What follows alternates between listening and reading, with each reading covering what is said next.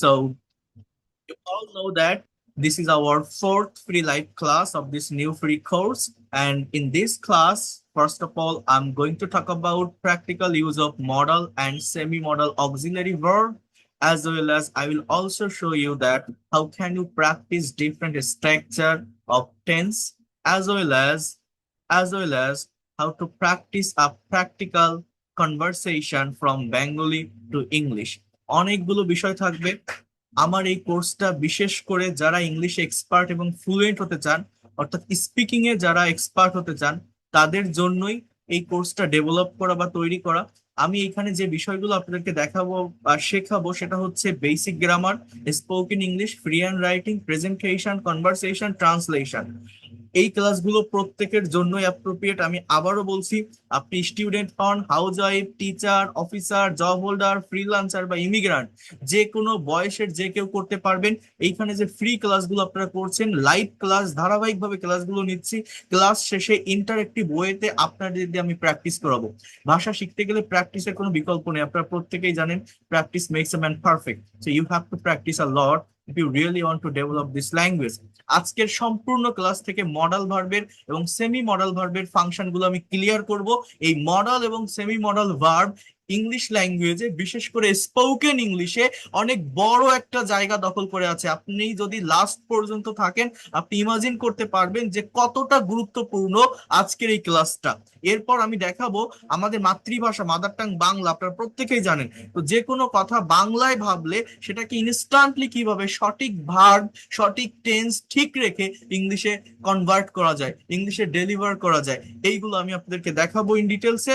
আপনারা যারা প্রিভিয়াস ক্লাসগুলো করেননি তারা রেকর্ডেড ক্লাসগুলো দেখে আসবেন, তাহলে এই ক্লাসগুলো আপনাদের জন্য অনেক বেশি ইফেক্টিভ হবে। ওকে, so first of all, I'm going to talk about model. Here you can see what is model. You have to know it firstly. Model ভার্বটা আসলে কি এটা আপনাকে আগে জানতে হবে। দেখেন এখানে বলছে যে মডালস আর অক্সিলারি ভার্ব। অক্সিলারি মানে কি বলেন তো? অক্সিলারি মানে হচ্ছে হেল্পিং ভার্ব। হেল্পিং মানে কি? সাহায্যকারী ভার্ব। সাহায্যকারী মানে কি? যে ভার্বটা অন্য একটা মেইন ভার্বের পূর্বে বসে সেন্টেন্স গঠনে সাহায্য করে। অর্থাৎ একটা মেইন ভার্ব বাক্যে অবশ্যই থাকবে, তার আগে এই অক্সিলারি ভার্ব গুলো বসে। তো অক্সিলারি ভার্ব প্রধানত দুই প্রকার, একটাকে বলা হয় প্রাইমারি অক্সিলারি, একটাকে বলা হয় মডাল অক্সিলারি। অর্থাৎ প্রাইমারি অক্সিলারি কোনগুলো? ওই যে am, is, are, was, were, do, does, did, have, has, had. এগুলো কোথায় বসে? টেন্স এর বিভিন্ন স্ট্রাকচারে বসে। আমরা জানি ইংলিশ শিখতে গেলে টেন্স শিখতে হয় ফার্স্টলি। টেন্স কেন শিখতে হয়? ওই যে আমি আপনাদের বলছিলাম, আপনাদের মনে আছে কিনা, যে আমরা যখন কারোর সাথে ইংলিশে কনভারসেশন করব, আমরা যখন স্পিকিং করব, আমরা যখন বিভিন্ন টপিকের উপর প্রেজেন্টেশন দিব, একটা স্টেবল টাইমের উপর ডিপেন্ড করে, জাস্ট একটা মাত্র সার্টেইন স্ট্রাকচার মেনটেন করে আমরা মনের সব কথা প্রকাশ করতে পারি না বা ইংলিশে কথা বলতে পারি না।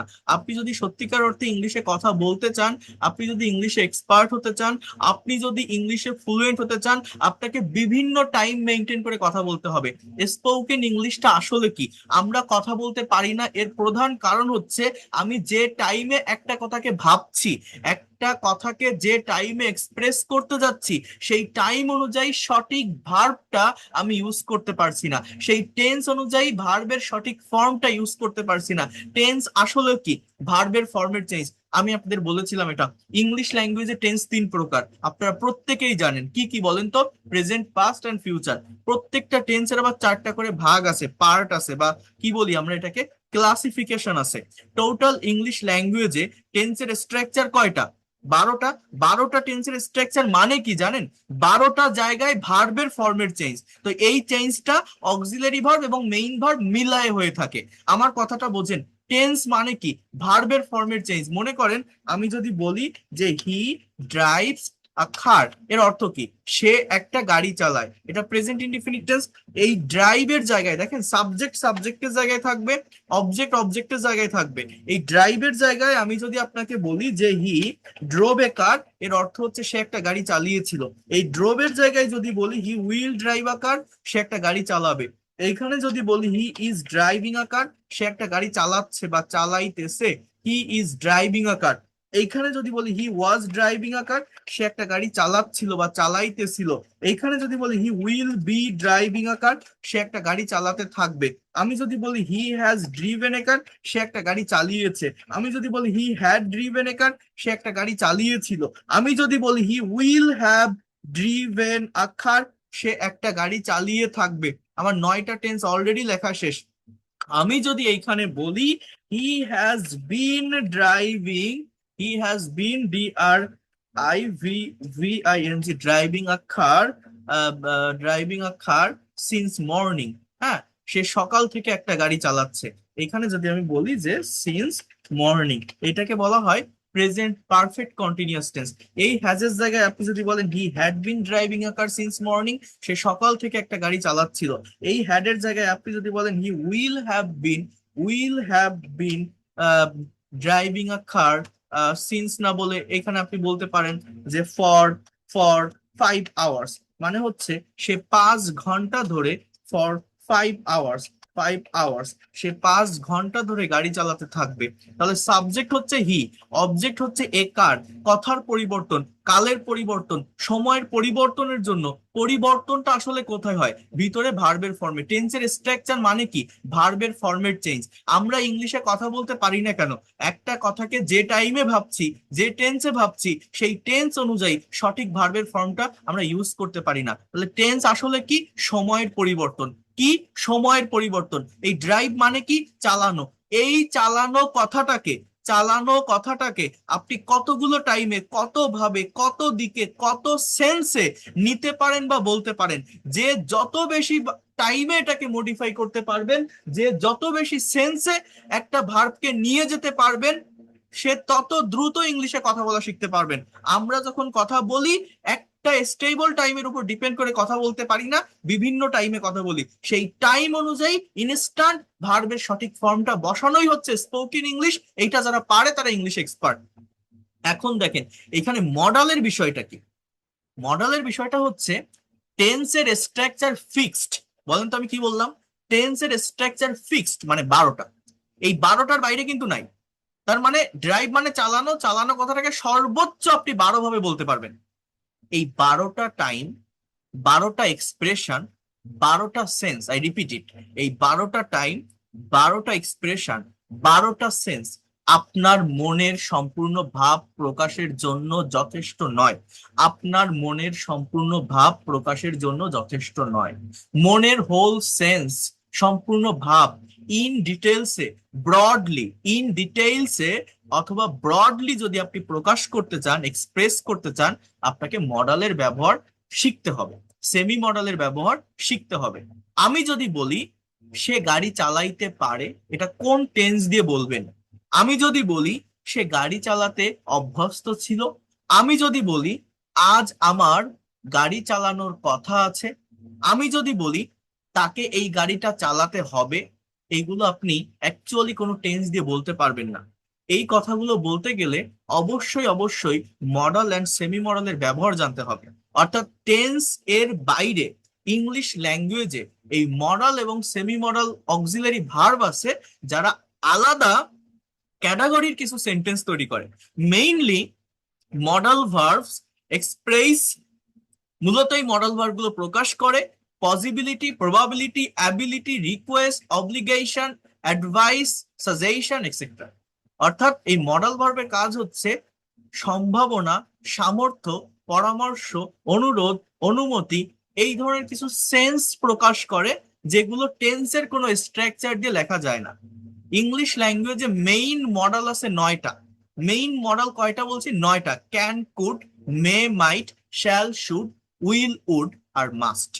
Can, could, may, might, shall, should, will, would আর মাস্ট। এই যে 9টা মডেল আছে, এর বাইরে কিছু ভার্ব আছে যেগুলো ফ্রেজাল ভার্ব, মানে যেমন need to, dare to, have to, has to, had to, অর্থাৎ ভার্বের সাথে টু যুক্ত হয়। এগুলোকে সেমি মডেল বা অর্ধ মডেল বলে। অর্থাৎ অনেকটা মেইন ভার্বের মতো কাজ করে, অনেকটা মডেল অক্সিলারির মতো কাজ করে।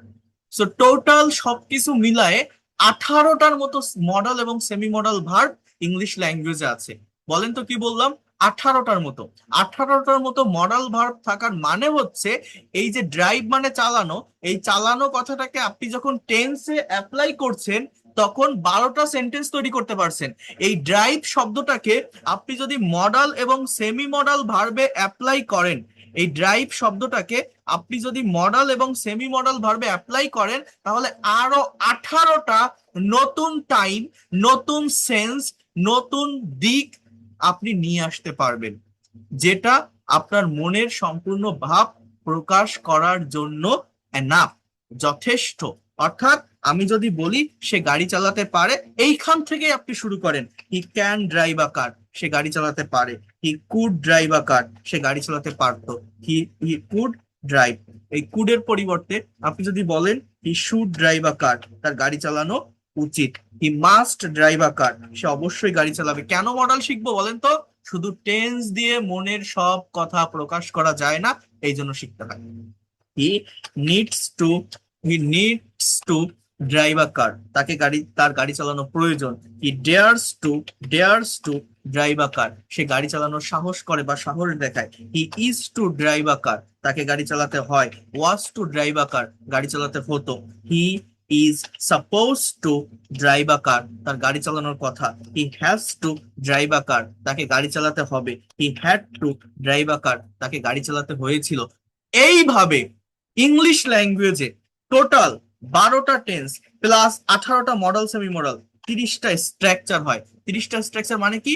একটা পার্টিকুলার ভার্বকে, যে কোনো ভার্বকে, এই ড্রাইভ, অথবা আপনি যদি ড্রাইভের পরিবর্তে বলেন রাইট, অথবা আপনি রাইটের পরিবর্তে বলেন ড্র, অথবা আপনি ড্র এর পরিবর্তে যদি বলেন স্পিক, যে কোনো ভার্বকে 30 ভাবে, 30 দিকে, 30টা টাইমে, 30টা সেন্সে আপনি নিতে পারবেন বা বলতে পারবেন, যদি আপনার টেন্স, মডাল এবং সেমি মডাল সম্পর্কে ক্লিয়ার কনসেপ্ট থাকে। আর এই কনসেপ্টটা ক্লিয়ার রাখতে পারলে আমি আপনাকে অ্যাসিওর করতে পারি, গ্যারান্টি দিতে পারি, whatever you think in Bengali you will be able to express in English. যেটাই আপনি বাংলায় ভাবেন না কেন, আপনার মনে যে ধরনের কথা আসে না কেন, সেটাকে আপনি সঠিকভাবে ইংলিশে ইউজ করতে পারবেন, অ্যাপ্লাই করতে পারবেন। ইংলিশ ল্যাঙ্গুয়েজের মেজর জায়গা হচ্ছে এইটা, মূল অথেন্টিক পয়েন্ট হচ্ছে এইটা। এর বাইরে কোনো স্ট্রাকচার ওইভাবে আপনার শেখা লাগবে না। যদি নতুন কোনো স্ট্রাকচার থাকেও সেটা এর ভিতর থেকে যাবে, এর বাইরে থেকে আসবে না। এইটাই হচ্ছে ভাষা। আজ আমি মডাল ভার্বের উপর বিস্তারিত ক্লাস আপনাদের নিব, দেখাবো, কারণ এই মডাল ভার্বের প্রভাব অনেক বেশি, অনেক বড় একটা জায়গা দখল করে আছে ইংলিশ ল্যাঙ্গুয়েজে। টেন্স দিয়ে সব কথা প্রকাশ করা যায় না, এই জন্যই মডালের ব্যবহার শিখতে হয়।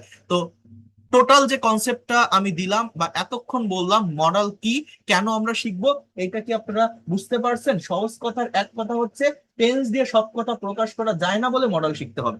কথা ক্লিয়ার? আমি বোঝাতে পারলাম আপনাদের? হ্যাঁ, কেউ কি বুঝতে পারছেন যা যা বললাম? ক্লিয়ার আমার কথাগুলো? ওকে, ওকে। দেখেন, এতটা ভেঙে ভেঙে, এতটা পরিশ্রম করে, এতটা ডিটেলস আপনাকে কেউ বোঝাবে না, কেউ শেখাবে না। ক্লাসগুলো করে যান, ফ্রিতেই তো করছেন, আপনার মনে থাকবে আমার কথা। সবাই তো আর আমার পেইড কোর্সে আসবেন না, ফ্রি ক্লাস করে চলে যাবেন। সো মনে থাকবে, আপনারা ক্লাসগুলো মনোযোগ দিয়ে করে যান। ইংরেজি ভাষা শিখতে গেলে এর বাইরে কোনো কিছুই নাই। আমি অলওয়েজ অথেন্টিক জায়গা, অরিজিনের উপর ফোকাস করে ল্যাঙ্গুয়েজ শেখাই। আমি কোনো ওই গদ বাঁধা রুলস আর স্ট্রাকচার দেখাই না যে এইটা প্লাস এইটা প্লাস এটা এরকম হয়, এই যে হাজারো সেন্টেন্স তৈরি করতে পারবেন। আমি অলওয়েজ প্রশ্ন করি, আমি অলওয়েজ জায়গাটা খুঁজি যে কেন আমার স্টুডেন্টরা ইংলিশে কথা বলতে পারে না, কেন স্পিকিং করতে পারে না, কোন জায়গাটায় বাধাটা মূলত আসে, কিসের সমস্যার কারণে বাধা আসে। দেখেন, আমি প্র্যাকটিক্যালি জিনিসটাকে আপনাদের বুঝাই দেই। মনে করেন আমি এতক্ষণ যে কথাগুলো বললাম, এইখানে একটা কনভারসেশন আছে। এই কনভারসেশনে মা এবং ছেলে দুইজনের ভিতরে একটা কথোপকথন হচ্ছে। তো মা বলছে, আজ তুমি এত সকালে উঠলে কেন? এটা একটা সেন্টেন্স, ইংলিশ কি হবে সেটা পরের ব্যাপার। পরের বাক্যটা যদি আমরা একটু দেখি, ছেলে বলছে, মা আজ আমার পরীক্ষা দিতে যেতে হবে। আচ্ছা বলেন তো, এটা কোন টেন্সে লেখা আছে এই বাক্যটা? আজ আমার পরীক্ষা দিতে যেতে হবে, এই বাক্যটা কোন টেন্সে লেখা আছে? যে কোনো একজন একটু বলেন তো। টেন্স না, হ্যাভ টু ব্যবহার হবে। Right, thank you so much. তার মানে এইটা যদি এরকম থাকতো যে আজ আমি পরীক্ষা দিতে যাব, তাহলে ফিউচার ইনডিফিনিট টেন্স হতো।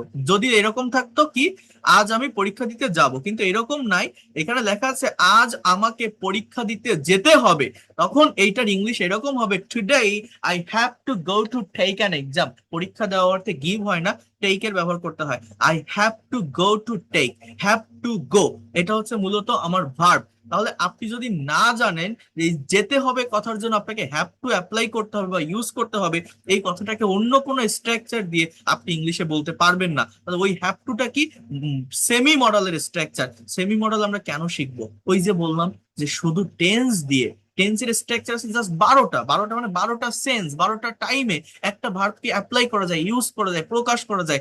এইটা মনের সম্পূর্ণ ভাব প্রকাশ করতে পারে না। তো এর জন্যই মূলত আমাকে মডেল বা সেমি মডেল ভার্বের ব্যবহার ইন ডিটেলস শিখতে হবে। আর এইটা যদি শেখা থাকে, একটা পার্টিকুলার ভার্বকে কয় ভাবে প্রকাশ করতে পারবেন?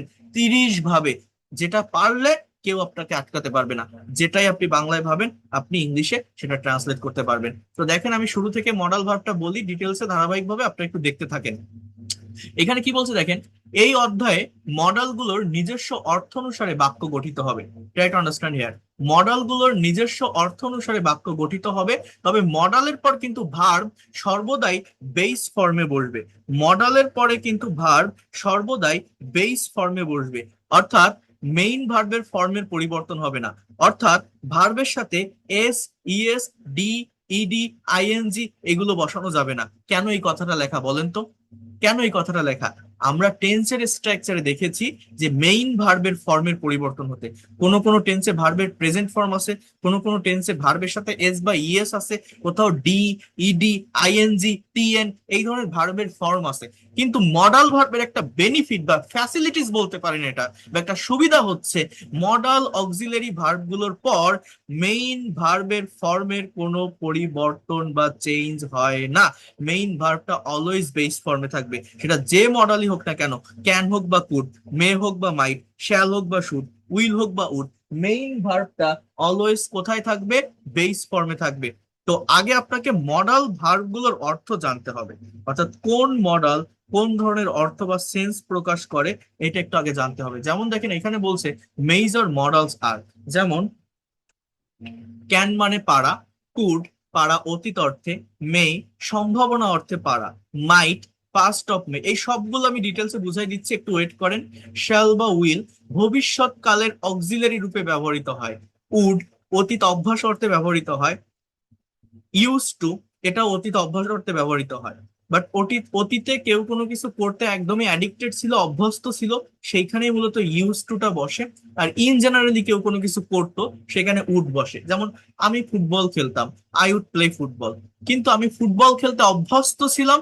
এই অভ্যস্ত থাকা কথাটা যদি আসে, তখন ইউজ টু ব্যবহার করলে সেটা বেশি অ্যাপ্রোপ্রিয়েট হয়, সেটা বেশি বেটার হয়। অর্থাৎ I use to play football.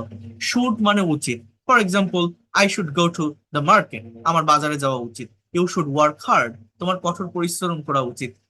আবার ওট টু একটা ওয়ার্ড আপনারা এখানে দেখছেন, অনেকের কাছে হয়তো এটা আনফ্যামিলিয়ার বা অপরিচিত, এটাও একটা মডাল ভার্ব, এর মানে উচিত। কিন্তু এই ওট টুটা বেশি ফর্মাল মিনিং প্রকাশ করে, বেশি পলাইটনেস ক্রিয়েট করে। অর্থাৎ এটা এমন কোনো উচিত অর্থে ব্যবহৃত হয়, এটা এমন কোনো উচিত অর্থে ব্যবহার হয় যে কাজটা কারো কারো বাধ্যতামূলক ভাবে করা উচিত ছিল, দায়িত্বের জন্য, কর্তব্যের জন্য তার করা উচিত ছিল বা উচিত। যেমন আমি যদি একটা কথা বলি যে আমার দেশের সেবা করা উচিত, so I should serve my country. So instead of should, if you say that I ought to serve my country, that will be more appropriate. আমার পিতামাতাকে মান্য করা উচিত। So instead of should, if you say that I ought to obey my parents, it will be more appropriate and more correct sentence. So এইভাবে আর কি শুডের ওট two এর ব্যবহার হয়, একটার পরিবর্তে আরেকটা ব্যবহার করা যায়, বাট ওট টু মানেও উচিত, যেটা মোর পলাইটনেস ক্রিয়েট করে, এটা একটু মনে রাখবেন। মাস্ট মানে অবশ্যই, নিড টু মানে প্রয়োজন, ডেয়ার টু মানে সাহস করা অর্থে ব্যবহৃত হয়। উড বেটার বা র্যাদার বরং, উচিত বা ভালোই। এখানে দেখেন খুবই সুন্দরভাবে প্র্যাকটিসটা দেওয়া আছে। আগে এটা একটু দেখেন, এরপর আমি মেইন পার্টে যাব। আই ক্যান স্পিক ইংলিশ, আমি ইংরেজি বলতে পারি, আমি ইংরেজি বলতে পারি। আই কুড স্পিক ইংলিশ, আমি ইংরেজি বলতে পারতাম, আমি ইংরেজি বলতে পারতাম। I could speak English. এরপর দেখেন আই মে স্পিক ইংলিশ, আমি ইংরেজি বলতেও পারি। মানে ক্যান মানেও পারা, মেই মানেও পারা। পার্থক্যটা কি জানেন? ক্যান হচ্ছে সামর্থ্য অর্থে পারা বোঝায়, অ্যাবিলিটি অর্থে পারা বোঝায়। আমি ইংরেজি পারি, আমার জ্ঞান আছে, সামর্থ্য আছে, ক্ষমতা আছে, আমার এইটার উপর স্কিল আছে, এখানে আমি ক্যানের ব্যবহার করছি। সে 10 কেজি ভার বহন করতে পারে, he can take 10 KG load. সে একটানা 10 মাইল দৌড়াতে পারে, he can run 10 miles at a stretch. এইখানে ক্যানের ব্যবহার হয়। আর মে কখন ব্যবহার হয়? মে অর্থও পারে, বাট এটা হচ্ছে পসিবিলিটি অর্থে। ক্যান অ্যাবিলিটি, মে পসিবিলিটি, মানে সম্ভাবনা। যেমন আজ বৃষ্টি হতে পারে, এখানেও আমি পারে বলছি, বাট এটা একটা পসিবিলিটি, ইট মে রেইন টুডে। কিন্তু এই স্পিক ভার্ব আমি ব্যবহার করব অ্যাজ আ মেইন ভার্ব। আবার কেন ব্যবহার করব, মেও ব্যবহার করব। কখন কোন সেন্সে ব্যবহার করব, it will depend on your situation. আমি যদি বলি আই ক্যান স্পিক ইংলিশ, আমি ইংরেজি বলতে পারি, মানে আমি জানি এটা আমার আছে, এই স্কিলটা আমার আছে। বাট কখন আমি বলতে পারবো আই মে স্পিক ইংলিশ, বলতে পারেন আপনারা? সেন্স বুঝতে হবে। মনে করেন এই যে আমি এখন আপনাদের ক্লাস নিচ্ছি, এখন আমি ক্লাসে বাংলায় কথা বলছি, আপনাদের সামনে যে লেকচারটা দিচ্ছি আমি বাংলায় দিচ্ছি। তো আমি আপনাদেরকে বললাম যে আমি তো এখন আপনাদের বাংলায় কথা বলছি, বাংলায় ক্লাস নিচ্ছি, এই ক্লাস কিন্তু আমি এখন ইংরেজিতে নিতে পারি। আমি কিন্তু আপনাদের সামনে এখন ইংলিশে কথা বলতে পারি, আমি কিন্তু ইংলিশে লেকচার দিতে পারি। মানে পারি মানে কি, মানে হয়তো আমি এখন ইংলিশে লেকচার দিব, হয়তো আমি এখন ইংলিশে কথা বলবো আপনাদের সামনে। তো আমি এই সেন্সে বললাম যে নাও I may speak English in front of you. You all know that today in this class, I'm going to talk about practical use of modal and semi-modal auxiliary verb. Mainly modal verb express possibility, ability, obligation, suggestion in the sentences. If you have clear concept about all the modal and semi-modal auxiliary verb, you will be expert and fluent in English within very short time. There is a benefit of learning modal auxiliary verbs. When you are going to make sentences using modal and semi-modal auxiliary verbs, you don't need to add s, es, d, ed, or ing with the main verb. Just you have to put the base form of main verb. Before that, you have to know the actual word meaning of every individual modal auxiliary verb. Then it will be easy to you to make sentences properly using all kinds of modal and semi-modal auxiliary verbs. So in this way, if I say that I may speak English in front of you, I may give my lecture in front of you in English. So মেইটাকে এইভাবে ব্যবহার করা যেতে পারে। Clear? আমার কথাটা বুঝতে পারছেন যে সিচুয়েশন বুঝতে হবে, আমি কখন মে ব্যবহার করব, কখন ক্যান ব্যবহার করব, কথা ক্লিয়ার? সিচুয়েশন বুঝতে হবে। এখন আমি যদি আমি ইংরেজিতে বলতে পারি, আমি কিন্তু লেকচার, আমি ইউনিভার্সিটিতে প্রাইভেটে ক্লাস নিতে গেলে আমি ইংরেজিতে লেকচার দেই, আমি দিতে পারি। কিন্তু আপনাদের সামনে যদি আমি এখন দেই, আপনারা কি সবগুলো বুঝবেন? বুঝবেন না তো। কারণ অনেক দুর্বল আছেন এখানে যারা ক্লাস করছেন, আমার এই ক্লাসগুলো প্রত্যেকের জন্য অ্যাপ্রোপ্রিয়েট। আমি সেভাবেই ক্লাসটা ডিজাইন করেছি যাতে করে যে কোনো বয়সের যে কেউ এই ক্লাসটা করতে পারে, এই কোর্সটা করতে পারে। আপনাকে ন্যাচারাল ইংলিশটা শিখতে হবে, আমি অলওয়েজ এই জায়গাটায় ফোকাস করি। তো দেখেন যে কথাটা বলছি, আই শ্যাল স্পিক ইংলিশ, আমি ইংরেজি বলবো। আই শুড স্পিক ইংলিশ, আমার ইংরেজি বলা উচিত, আমার ইংরেজি বলা উচিত।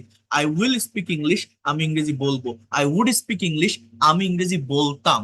I use to speak English, আমি ইংরেজি বলতে অভ্যস্ত ছিলাম। I out to speak English, আমার ইংরেজি বলা উচিত। আই মাস্ট স্পিক ইংলিশ, আমি অবশ্যই ইংরেজি বলবো। মানে আপনাকে মূলত মডেলের অর্থগুলো ভালোভাবে জানতে হবে। যে মডেলই হোক না কেন, মেইন ভার্ব বেস ফর্মের হবে, মেইন ভার্বের ফর্মের চেঞ্জ হবে না, যেটা কিন্তু টেন্সে হয়। টেন্সে এই জন্য আমাদের বারবার ভুল হয়, বাট এটা একটা সুবিধা।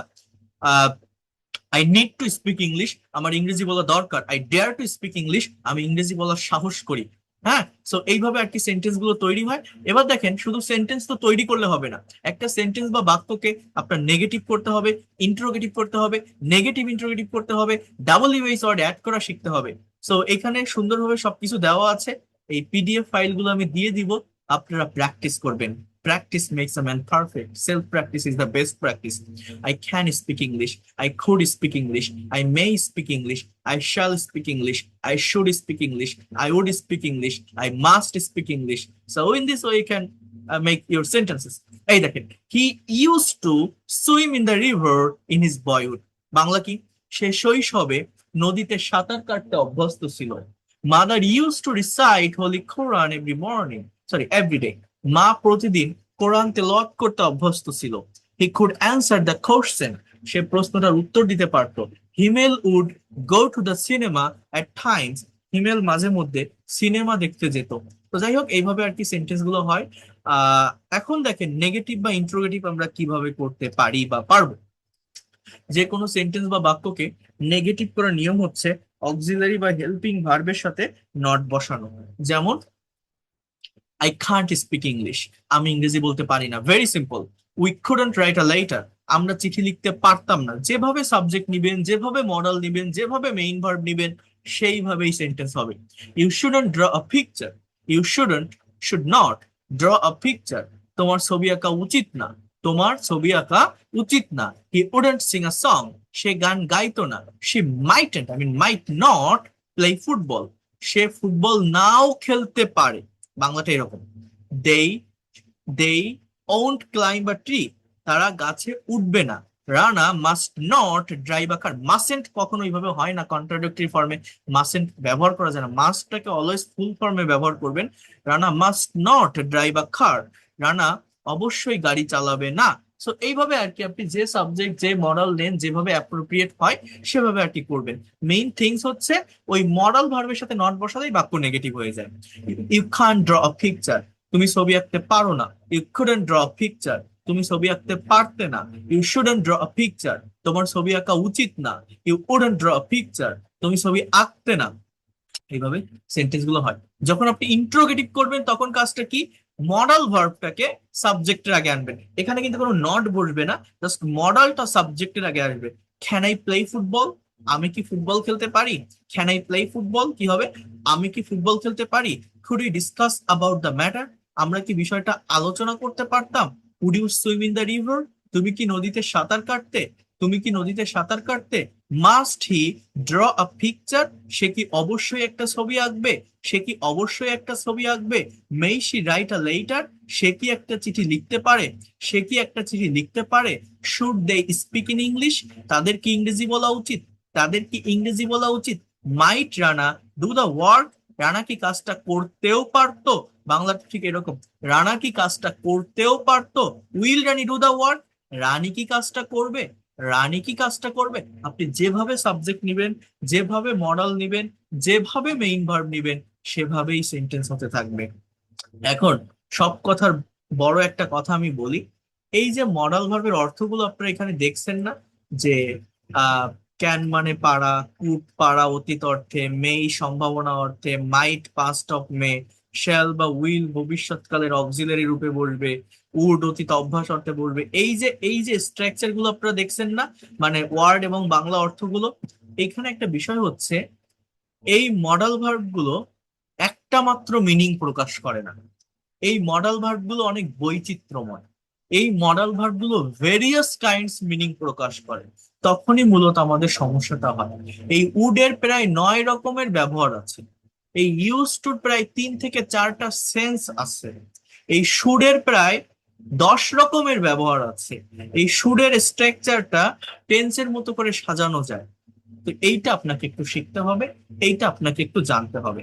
এখন আমি এই জায়গাটা নিয়ে একটু কথা বলবো। অর্থাৎ অনেকেই মডেল শেখায়, বাট এই আমি এতক্ষণ যতটুকু বললাম না, এতটুকুর ভিতরে থাকে, ডিটেলসে বা ডিপলি কেউ দেখায় না। যেটা আমি আপনাদেরকে দেখাবো, আপনারা একটু থাকেন আমার সাথে লাস্ট পর্যন্ত, ধৈর্য ধরেন, আমাকে টাইম দেন, দেখেন আপনারা কতটা শিখতে পারেন আজকের সম্পূর্ণ ক্লাস থেকে। আমি আমার জায়গা থেকে সর্বোচ্চটা দিয়ে আমার প্রত্যেকটা শিক্ষার্থীকে শেখানোর চেষ্টা করি।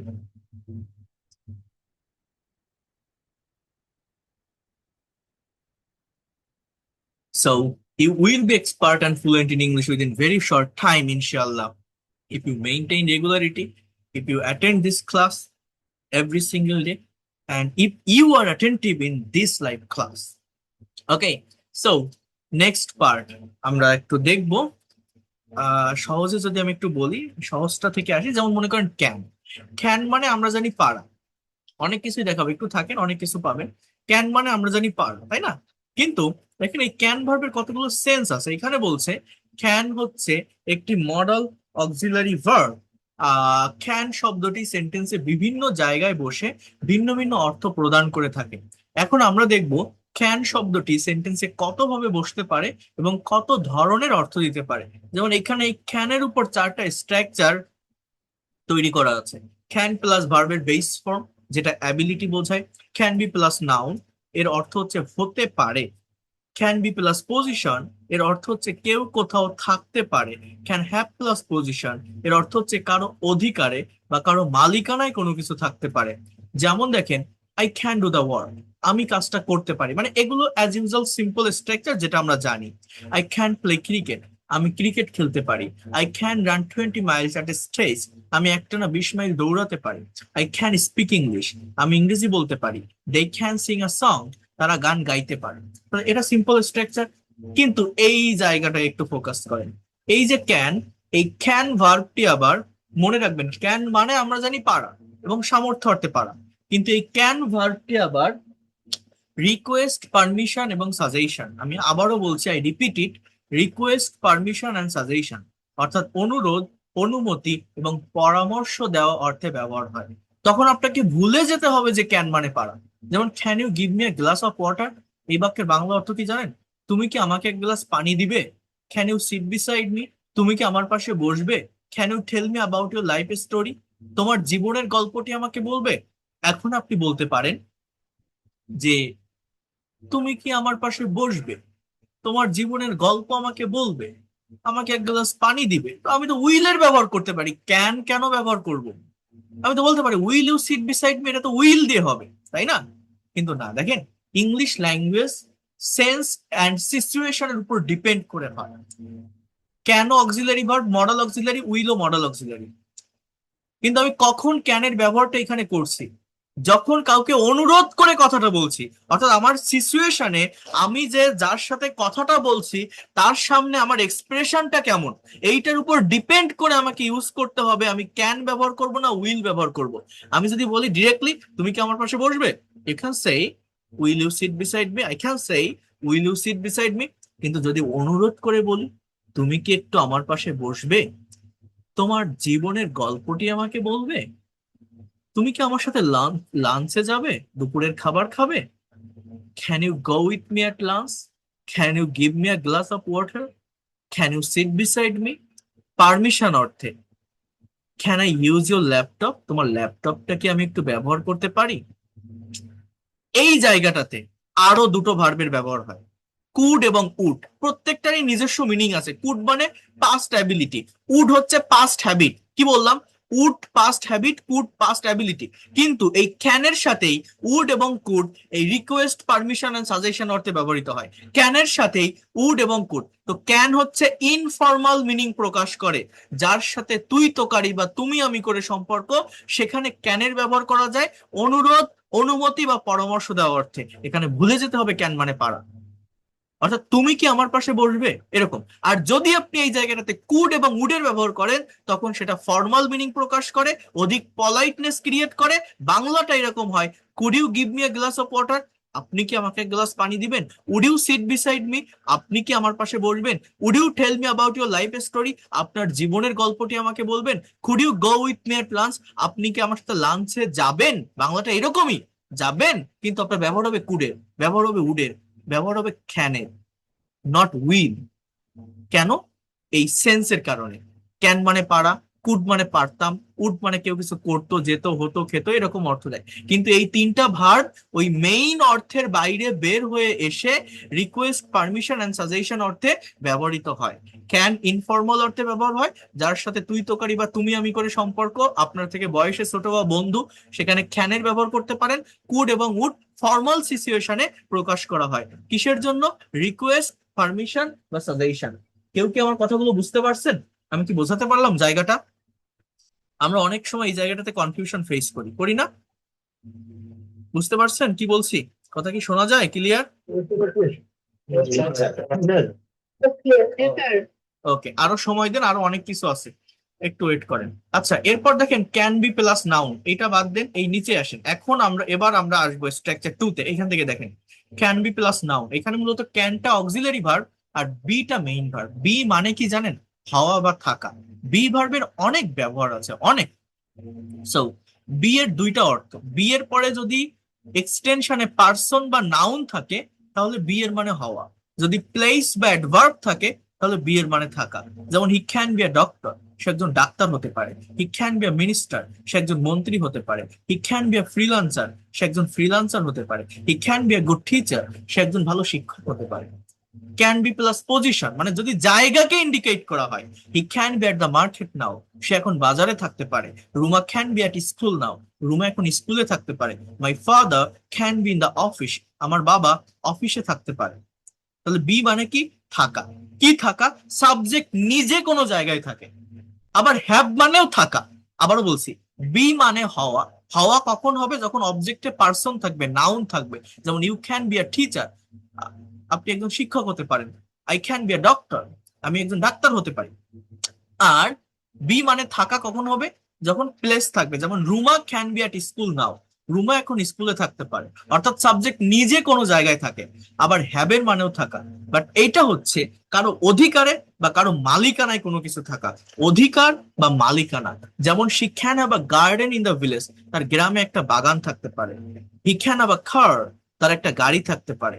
Ruma can have a beautiful mobile, রুমার সুন্দর একটা মোবাইল থাকতে পারে। তো এই জায়গাটাতে কিসের ব্যবহার হবে বলেন তো? কি বললাম? Can have. কিসের ব্যবহার? Can have. এরপর দেখেন, এরপর দেখেন কুড আর ওইভাবে দেখালাম না। আচ্ছা, আমি যদি একটু, just give me some time, আমি যদি একটু এইখান থেকে দেখাই আপনাদের, তাহলে বিষয়টা বুঝতে অনেক সহজ হবে। আমি একটু আমার ক্যামেরাটা অফ করে দিই, হ্যাঁ? আপনারা, এটা হচ্ছে আমার বই, যেটা এই যে speak English with সোনামু।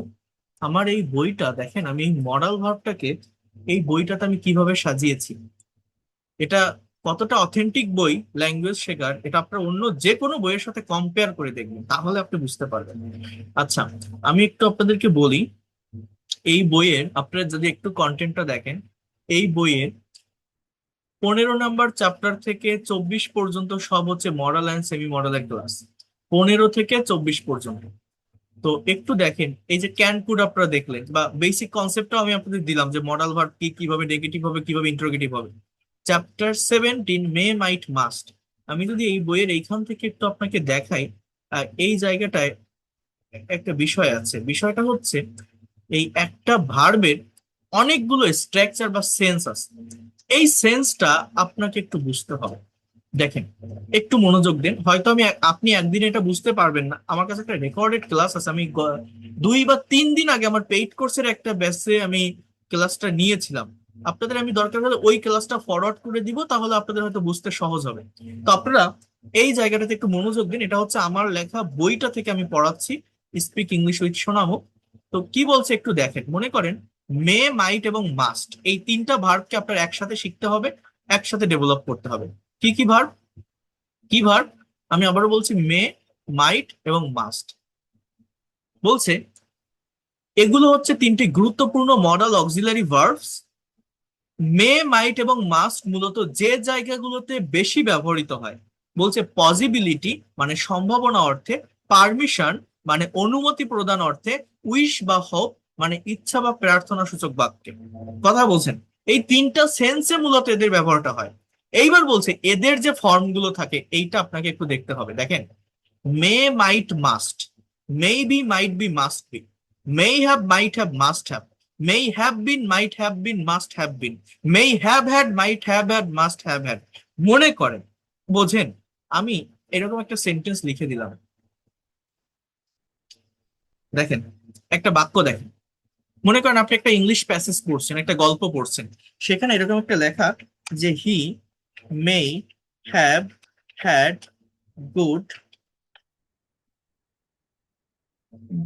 Sorry he না, আমি এখানে দেই, তাদের may have had good relationship, but none of them was loyal to his other। এই যে একটা বাক্য আমি লিখলাম, আপনারা কেউ বলতে পারেন যে এই বাক্যটার বাংলা অর্থ কি হবে? Anyone can say that. এই যে একটা বাক্য আমি লিখলাম, এই বাক্যটার বাংলা কি হবে? They may have had good relationship but none of them was loyal to each other. এটার বাংলা কি? তাদের মধ্যে একটা ভালো সম্পর্ক আছে, কিন্তু তারা আনুগত্য করি না বা লয়াল করি না। না, এরকম না। এই বাক্যটার বাংলা অর্থটা হচ্ছে দেখেন, মে মানে কি সম্ভাবনা অর্থে পারা। আবার লেখা আছে মেই হ্যাভ হ্যাড, হ্যাভ মানে থাকা, তো হ্যাভ এর পাস্ট পার্টিসিপল হ্যাড, মানে মেইন ভার্ব এখানে এটা হ্যাড। এর বাংলা অর্থ হচ্ছে তাদের ভিতরে ভালো একটা সম্পর্ক থাকতে পারতো। বলেন তো বাংলাটা কি? থাকতে পারতো, থাকতে পারতো, কিন্তু কেউ কারো প্রতি বিশ্বস্ত ছিল না, কিন্তু কেউ কারো প্রতি বিশ্বস্ত ছিল না। তো এই যে থাকতে পারতো, এই কথাটা বলার জন্য আপনাকে অবশ্যই অবশ্যই এই মেই হ্যাভ হ্যাড এই স্ট্রাকচারটা ব্যবহার করতে হবে। তো এইটার ব্যবহার যদি আপনি না জানেন, ওই ধরনের কথা যখন আপনার মনে বাংলায় আসবে, আপনি ইংলিশে করতে পারবেন না। তো এই যে ফাংশনটা, এইটা কিভাবে কাজ করে, এটার উপর আলাদা একটা ক্লাস আছে, আমি পরবর্তীতে আপনাদেরকে দেখাবো। ক্লাসটা কেমন আমি আপনাদের একটু সহজে বলি। মে মাইট মাস্ট একটা পসিবিলিটি প্রকাশ করে, আগে এটা একটু দেখেন। দেখেন, মাইট হচ্ছে 30% সম্ভাবনা প্রকাশ করে, মেই হচ্ছে 50% সম্ভাবনা প্রকাশ করে, মাস্ট হচ্ছে 100% সম্ভাবনা প্রকাশ করে। মানে এর একটা এক্সাম্পল যদি আমি আপনাদের দেই, মনে করেন আমি যদি বলি যে ইট মাস্ট রেইন টুডে, এর মানে হচ্ছে আজ অবশ্যই বৃষ্টি হবে, আমার কথাটা বোঝেন। এবার আমি যদি বলি যে ইট মে রেইন টুডে, এর অর্থ হচ্ছে আজ বৃষ্টি হতে পারে। তাহলে আগেরটা 100%, এটা 50%। আর আমি যদি বলি ইট মাইট রেইন টুডে, এর অর্থ হচ্ছে আজ বৃষ্টি হতেও পারে, হওয়ার একটা পসিবিলিটি বা সম্ভাবনা আছে। সো এইভাবে হচ্ছে এই তিনটা ভার্ব একটা নির্দিষ্ট লেভেলকে মেনটেন করে সম্ভাবনাটা প্রকাশ করে। এবার দেখেন, মনে করেন মেবি, মেবি, মাইট বি, অথবা মাস্ট বি, যেটাই হোক না কেন, আমি যেটাই বসাই না কেন, ওই লেভেলটা মেনটেন করবে। কিন্তু এই বি এর কতগুলো ব্যবহার আছে আপনি একটু এখানে ফোকাস করেন। আমি বলছি যে এটাকে ডিটেলসে শিখতে হবে, আপনারা হয়তো আজকে বুঝবেন না জিনিসটা, একদিনে শিখতে পারবেন না, বাট আপনি তো ফ্রি ক্লাস করছেন তাই না? একটু জেনে যান যে এই ভাষার ভিতরে কি আছে, আপনাকে আসলে কি শিখতে হবে, কোন জায়গায় ফোকাস না করার কারণে, কোন জায়গার প্র্যাকটিক্যাল প্র্যাকটিস না থাকার কারণে আসলে আপনি ইংলিশটা পারেন না। একটু দেখে যান। মনে করেন আমি বললাম যে he may B a doctor, এর বাংলা অর্থ হচ্ছে সে একজন ডাক্তার হতে পারে, কথাটা বোঝেন? জাস্ট এই মে ভার্বটা দিয়ে আমি করছি। আবার আমি যদি বলি হি মে বি অ্যাট হোম, এর বাংলা অর্থ হচ্ছে সে বাড়িতে থাকতে পারে। মানে এখানে মেইন ভার্ব হচ্ছে বি, বি এর দুইটা মানে, একটা হচ্ছে হওয়া, একটা হচ্ছে থাকা। তাহলে যদি অবজেক্টে পার্সন থাকে, বি এর মানে হওয়া, প্লেস থাকলে বি এর মানে থাকা। কথাটা মনোযোগ দিয়ে বোঝেন। Maybe, mite be, must B, যেটা আপনি ব্যবহার করেন ওই লেভেলের উপর ডিপেন্ড করে হবে। আচ্ছা, এবার দেখেন এই বি এর আরো কি ব্যবহার আছে, কথাটা বোঝেন। আমি যদি বলি যে he may do the work, মনে করেন এরকম একটা সেন্টেন্স বললাম, এর বাংলা অর্থ কি? সে কাজটা করতে পারে, তাই না? সম্ভাবনা অর্থে করতে পারে। এই কথাটাকে আমি যদি রিভার্স করি, দেখেন, the work, the work may be done, এর বাংলা অর্থ হচ্ছে এই কাজটা করা যেতে পারে। The work may be done, may be plus V three, এই কাজটা করা যেতে পারে। আবার এই যে মে বি, মাস্ট বি এবং মাইট বি, এই যে তিনটা ভার্ব কন্টিনিউয়াস সেন্সে ব্যবহার হয়। যেমন ফিউচার কন্টিনিউয়াস টেন্সে উইল বি এর ব্যবহার হয় না, বা শ্যাল বি, কেউ কোনো কাজ করতে থাকবে, কোন একটা কাজ কেউ করতে থাকতে পারে, এই সেন্সে ব্যবহার হয়। যেমন আমি যদি এরকম একটা সেন্টেন্স বলি যে দে মে বি রিডিং বুক নাও, এটাও একটা কারেক্ট সেন্টেন্স। এর বাংলা অর্থ হচ্ছে তারা এখন বই পড়তে থাকতে পারে, তারা এখন বই পড়তে থাকতে পারে, বাংলাটা ঠিক এরকম, বই পড়তে থাকতে পারে। Father may be reading newspaper now, বাবা এখন খবরের কাগজ পড়তে থাকতে পারে। তার মানে একটা জিনিস বোঝেন, মেই বি, একটা মেই বি এর পরে কখনো নাউন বসছে, কখনো অ্যাডভার্ব বসছে, কখনো মেইন ভার্বের পাস্ট পার্টিসিপল ফর্ম বসছে, আবার কখনো মেইন ভার্বের সাথে আইএনজি বসছে। তো কখন কোন ফর্ম বসে কোন অ্যাকচুয়াল অর্থটা প্রকাশ করবে, অ্যাকচুয়াল বাংলা মিনিংটা আসবে, এইটা আপনাকে রিকগনাইজ করা, আইডেন্টিফাই করা শিখতে হবে। এইটা যদি আপনি শিখতে পারেন, আপনি এই মডালের ডিপে যেতে পারবেন, মডাল ভার্বের ভিতরে যেতে পারবেন।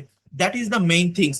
আবার দেখেন, মেই হ্যাভ, এই মেই হ্যাভ এর মানে হচ্ছে অথবা আমি যদি বলি must, might have, might have, অথবা আমি যদি বলি, অথবা আমি যদি বলি মাস্ট হ্যাভ। একটু ওয়েট করেন, এটা শেষ করে আমি আরেকটা জায়গায় আসতেছি, আমি প্র্যাকটিক্যাল ব্যবহারগুলো আপনাদের দেখাচ্ছি। দেখেন, may have, might have, must have, এর সেন্সটা আবার কেমন দেখেন। আমি যদি বলি যে দে মে হ্যাভ আ কার, এর বাংলা অর্থ হচ্ছে তাদের একটা গাড়ি থাকতে পারে। এখানে হ্যাভটা মেইন ভার্ব, যার অর্থ কারো অধিকারে বা মালিকানায় কোনো কিছু থাকা বোঝায়। মেয়ের পরিবর্তে আমি যদি বলি দে মাস্ট হ্যাভ আ কার, তাদের অবশ্যই একটা গাড়ি থাকবে। দে মাইট হ্যাভ আ কার, তাদের একটা গাড়ি থাকতেও পারে। কিন্তু এই জায়গাটা একটু দেখেন, আমি যদি বলি they may have, they may have been good players, PLAYERS, এর বাংলা অর্থ কি জানেন? তারা ভালো প্লেয়ার হতে পারতো, তারা ভালো প্লেয়ার হতে পারতো। বি মানে হওয়া, হ্যাভ বিন হতে পারতো, এরকম একটা অর্থ দেয়। আবার they they may have been at home, এর বাংলা অর্থ হচ্ছে তারা বাড়িতে থাকতে পারতো, তারা বাড়িতে থাকতে পারতো। He may have had a good post in job, এর মানে হচ্ছে তার চাকরিতে ভালো একটা পোস্ট থাকতে পারতো। এটা হচ্ছে মেই হ্যাভ প্লাস V3, মানে পারফেক্ট টেন্সের একটা সেন্স দেয়। এই যে বাক্যগুলো, এগুলো পারফেক্ট টেন্সের একটা সেন্স দেয়। আবারও বলছি, বি এর পাস্ট পার্টিসিপল বিন, হ্যাভ এর পাস্ট পার্টিসিপল হ্যাড, এই মেই হ্যাভ অক্সিলারি আর হ্যাভ এর পাস্ট পার্টিসিপল হ্যাড, এটা মেইন ভার্ব, থাকা অর্থে বসছে। আবার দেখেন, আবার দেখেন, আমি যদি তাহলে এরকম একটা বাক্য বলি, he may have, may have done the work, এর বাংলা অর্থ কি জানেন? সে কাজটা করে থাকতে পারত, বাংলাটা ঠিক এরকম। আবার এইটাকে রিভার্স করা যায়, the work, the work may have been done, been done, এর মানে হচ্ছে এই কাজটা করা যেতে পারতো, এই কাজটা করা যেতে পারতো। এই যে কতগুলো সেন্স আমি লিখলাম না, হয়তো আপনি ইনস্ট্যান্টলি আমার সামনে এখন একবারে বিষয়গুলো বুঝতে পারছেন না, আপনার কাছে কঠিন লাগছে। এগুলো হচ্ছে টেন্সের ধারাবাহিক স্ট্রাকচার মেনটেন করে লেখার মতো। কিন্তু এই প্র্যাকটিস যদি আপনি না করেন, আপনার যদি এইটা সম্পর্কে ক্লিয়ার কনসেপ্ট না থাকে, একবারে কিভাবে করবেন সেটা আমি দেখাই দিচ্ছি। তো এটা যদি আপনি না করেন বা এটা সম্পর্কে কনসেপ্ট না থাকে, আপনি মডাল ভার্ব ভাষা ভাষা শিখবেন, প্রপারলি শিখতে পারবেন না। আর যখন প্রপারলি শিখতে পারবেন না, আপনি কথা বলতে গেলে কনফিউশন ফেস করবেন, কনফিডেন্ট পাবেন না। আমি যাদেরকে শেখাই এক্সপার্ট এবং প্রফেশনাল করে বের করি। তো এবার আমি একটু আপনাদের এটা সব মুছে দেই। এবার আমি একটু আমার এই বইটাতে কিভাবে এটা দেওয়া আছে আমি দেখাই। এই প্র্যাকটিসটা আপনাকে এইভাবে করতে হবে, এক পলকে এক ঝলকে। একটু আপনারা এখান থেকে দেখেন, দেখেন may might must plus V1, যেটা বেসিক স্ট্রাকচার। ইট মে রেইন টুডে, আজ বৃষ্টি হতে পারে। ইট মাইট রেইন টুডে, আজ বৃষ্টি হতেও পারে। It must rain today. একটু ওয়েট করেন, একটা গুরুত্বপূর্ণ বিষয় আমি দেখাচ্ছি। তাহলে এটা হচ্ছে সিম্পল স্ট্রাকচার। এবার বলছে মে be, might be, must B. এই যে বি এর কয়টা সেন্স বলেছিলাম আমি, যে বি এর পরে নাউন থাকতে পারে, বি এর পরে প্লেস থাকতে পারে, বি এর পরে ভার্বের সাথে আইএনজি থাকতে পারে, বি এর পরে ভার্বের পাস্ট পার্টিসিপল থাকতে পারে। সবগুলো সেন্স বুঝতে হবে। যেমন he may be at home, সে বাড়িতে থাকতে পারে। He might be at home, সে বাড়িতে থাকতেও পারে। He must be at home, সে অবশ্যই বাড়িতে থাকবে। হি মে বি আ ডক্টর, সে একজন ডাক্তার হতে পারে। He might B a doctor, সে একজন ডাক্তার হতেও পারে। He must be a doctor, সে অবশ্যই একজন ডাক্তার হবে। আবার দেখেন, মেবি মাইট বি এর পরে V3, এইটা কখন হবে? যখন কোনো বাক্য প্যাসিভ সেন্সে হবে। প্যাসিভ মানে সাবজেক্টটা ইনঅ্যাক্টিভ থাকে, সাবজেক্টটা নিষ্ক্রিয় থাকে। বি এর পরে V3, যেমন this work may be completed today, এই কাজটা সম্পন্ন করা যেতে পারে।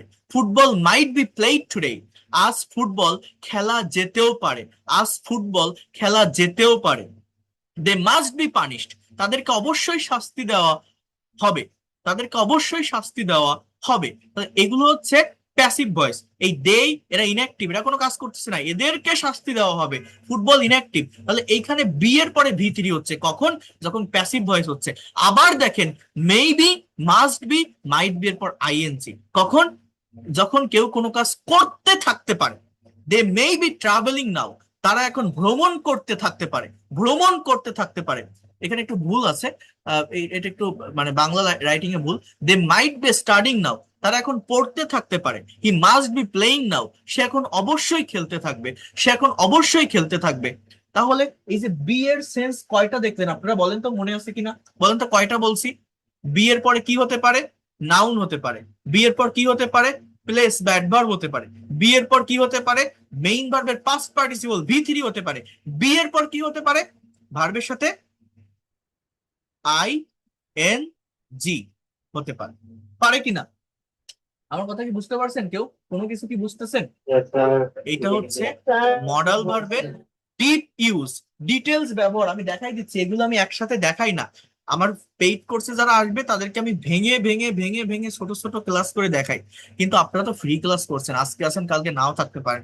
একটু জেনে যান এই ভাষার ভিতর কি আছে, আপনাকে প্র্যাকটিসটা কিভাবে করতে হবে।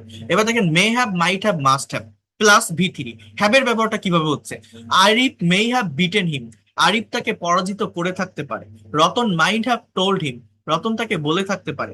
হু মে হ্যাভ টোল্ড হিম, কে তাকে বলে থাকতে পারে। She must have call the police, সে অবশ্যই পুলিশকে ডেকে থাকবে। তাহলে এখানে হ্যাভের পরে V3, এটা অ্যাফার্মেটিভ সেন্টেন্স, অ্যাক্টিভের সেন্টেন্স। আবার দেখেন অধিকারে থাকা যখন বোঝায়, দে মাইট হ্যাভ আ ডগ, তাদের একটা কুকুর থাকতে পারে। দে মে হ্যাভ আ বুক, তাদের একটা বই থাকতে পারে। They must have a pen, তাদের অবশ্যই একটা কলম থাকবে। হি মাস্ট হ্যাভ আ কার, তার অবশ্যই একটা গাড়ি থাকবে। এখানে হ্যাভটাই মেইন ভার্ব। আবার দেখেন may must have been plus noun বা adverb.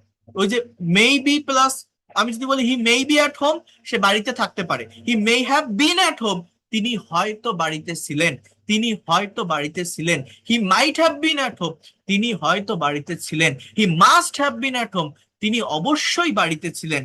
He may have bin a doctor, তিনি হয়তো একজন ডাক্তার হতে পারতেন। হি might have bin a doctor, তিনি হয়তো একজন ডাক্তার হতে পারতেন। মেই হ্যাভ বিন মানে 50% পসিবিলিটি, মাইট হ্যাভ বিন মানে 30% পসিবিলিটি। আবার এদের পরে V3 হয় কখন? যখন পারফেক্ট টেন্সের আবার প্যাসিভ হয়। যেমন এখানে সাবজেক্টটা নিষ্ক্রিয়, they may have been invited to the party, তাদেরকে, এর বাংলা অর্থটা এরকম, তাদেরকে পার্টিতে নিমন্ত্রণ করা যেতে পারত। They must have been invited to the party, they might have been inform, তাদেরকে অবশ্যই জানানো যেতে পারতো। আচ্ছা বিষয়টা কেমন জানেন? আমি একটা বাংলা সেন্টেন্স বলি, দেখেন এগুলো না জানলে আপনার কাছে হয়তো কঠিন বা হার্ড মনে হচ্ছে, বাট আমি এটা এমন ভাবে প্র্যাকটিস করাই যে কেউ পারে বা পারবে। কেমন? যদি প্র্যাকটিক্যালি মানে ভাবার চেষ্টা করেন আপনি বুঝতে পারবেন। মনে করেন আপনার একটা মেয়ে আছে, আমার কথাটা বুঝবেন মনোযোগ দিয়ে।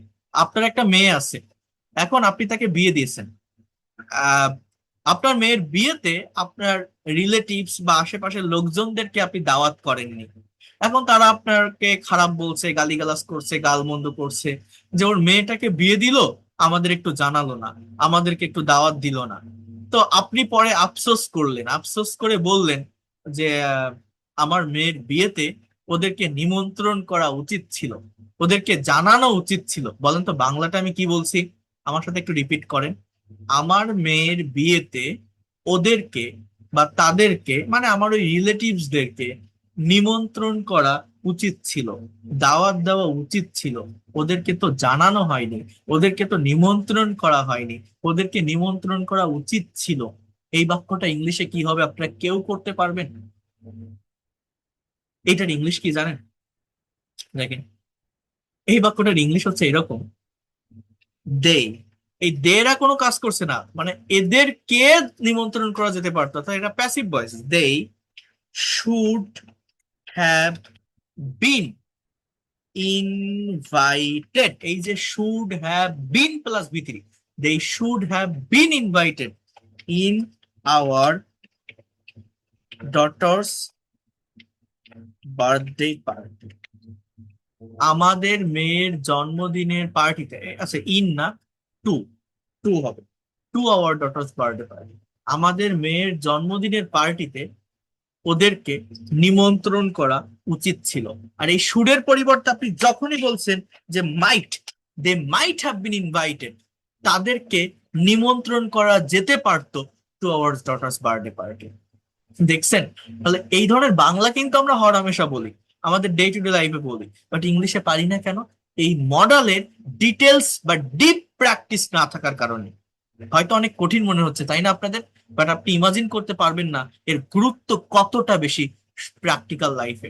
আমরা ল্যাঙ্গুয়েজ পারি না কেন? এই বিষয়গুলো সম্পর্কে ক্লিয়ার কনসেপ্ট থাকে না, এই বিষয়গুলো সম্পর্কে প্র্যাকটিক্যাল প্র্যাকটিস থাকে না। এই ধরনের সেন্টেন্স আমরা বাংলায় হর হামেশা বিভিন্ন কনভারসেশনে ইউজ করি, বাট আমরা তো জানি না যে ইংলিশে এদের অ্যাকচুয়াল ফরমেশনটা কিভাবে হবে, ইংলিশে এদের অ্যাকচুয়াল গঠনটা কিভাবে হবে। তাহলে they should have been invited to our daughter's birthday party এর অর্থ কি? তাদেরকে আমার মেয়ের জন্মদিনের পার্টিতে, সরি এখানে বার্থডে লিখে ফেলছি না, ম্যারেজ সিরিমনি লিখি, হ্যাঁ, ডটার্স ম্যারেজ সিরিমনি, তাদেরকে আমার মেয়ের বিয়েতে আহ নিমন্ত্রণ করা উচিত ছিল। আর যখন মাইট বলছি, নিমন্ত্রণ করা যেতে পারতো, তাদেরকে নিমন্ত্রণ করা যেতে পারতো, তাদেরকে তো নিমন্ত্রণ করা হয়নি। সো এরকম একটা সেন্স আসে। সো এইভাবে আর কি এই ধরনের সেন্টেন্স গুলো হয়।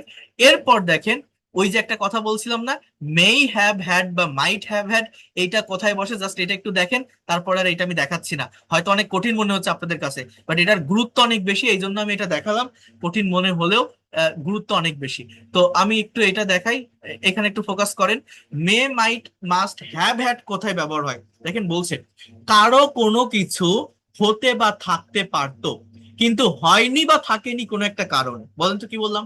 কারো কোনো কিছু হতে বা থাকতে পারতো কিন্তু হয়নি বা থাকেনি কোনো একটা কারণে, এমন ভাব প্রকাশ করতে এই স্ট্রাকচারটা ব্যবহার হয়। যেমন he may have had a good post in his job, বাংলা অর্থ হচ্ছে তার চাকরিতে ভালো একটা পোস্ট থাকতে পারতো, but he never work hard, কিন্তু সে কঠোর পরিশ্রম করেনি। অর্থাৎ কোনো একটা রিজনে, কোনো একটা কারণে এটা হয়নি। They might have had a good relationship, তাদের ভালো একটা সম্পর্ক থাকতে পারতো, but none of them was loyal to each other, কিন্তু কেউ কারোর প্রতি বিশ্বস্ত ছিল না। You must have had something before going to gym, জিমে যাওয়ার আগে তুমি অবশ্যই কিছু খেতে পারতে, এখানে হ্যাবের মানে খাওয়া বোঝাচ্ছে আবার। তো এই যে সেন্স গুলো, এগুলো তো একবারে ডেভেলপ করা যায় না, বাট বিশ্বাস করেন এটার গুরুত্ব অনেক অনেক অনেক বেশি। কেউ যদি একবার এগুলো ডেভেলপ করতে পারে, একবার এগুলো শিখতে পারে, তার কাছে ইংলিশ ল্যাঙ্গুয়েজটা কতটা সহজ হয়, কতটা ইজি হয়, কতটা কনফিডেন্টের সাথে সে ইংলিশে যে কোনো কিছু ডেসক্রাইব করতে পারে, সেটা সেই জানে যার এটা সম্পর্কে প্রপার কনসেপ্টটা থাকে। আমি কি আপনাদের বোঝাতে পারলাম যে আসলে মরাল ভার্বটা কি, আসলে কতটা ভিতরে গিয়ে আমাকে শিখতে হবে? শুধু ওই ক্যান মানে পারা, মে মানে সম্ভাবনা অর্থে পারা, ওইটুকু জানলে হবে না। বুঝতে পারছেন আমি কি বলছি? এই স্ট্রাকচার বা এই ফাংশন গুলো আমাদের একটু বুঝতে হবে। বোঝা গেল কিনা? ক্লিয়ার করতে পারলাম কিনা বিষয়টা?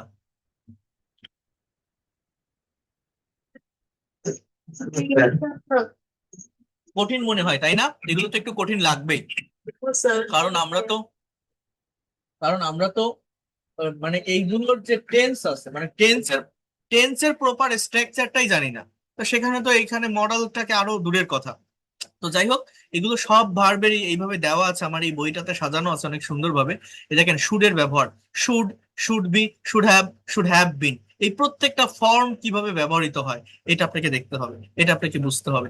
তো এগুলো আমি শেখাই, আমি করাই, আপনারা পাবেন। আচ্ছা আমি আরেকটু সামনের দিকে আসি, আমি একটু সেমি মডেল ভার্ব নিয়ে কথা বলি। সো মডেল ভার্ব এইভাবে কাজ করে, এদের প্র্যাকটিক্যাল আরো কিছু ব্যবহার আছে। তো আমি আপনাদেরকে একটু মানে কয়েকটা সেমি মডাল ভার্ব একটু দেখাই, এটা আসলে কি আপনারা একটু বুঝতে পারবেন এবং এর গুরুত্বও কতটা ইংলিশ ল্যাঙ্গুয়েজে সেটাও আপনারা রিয়েলাইজ করতে পারবেন। একটু টাইম দেন, আমি সেমি মডাল ভার্বটা নিয়ে একটু আলোচনা করি, আপনারা এটা একটু দেখেন, এরপরেই আমি প্র্যাকটিক্যাল কনভারসেশনটা আপনাদেরকে প্র্যাকটিস করাবো। সেমি মডাল ভার্ব, এটা আপনাকে একটু দেখতে হবে, কারণ এর গুরুত্ব সত্যিকার অর্থে অনেক বেশি, অনেক বেশি, অনেক বেশি। আপনি একটু ফোকাস করেন।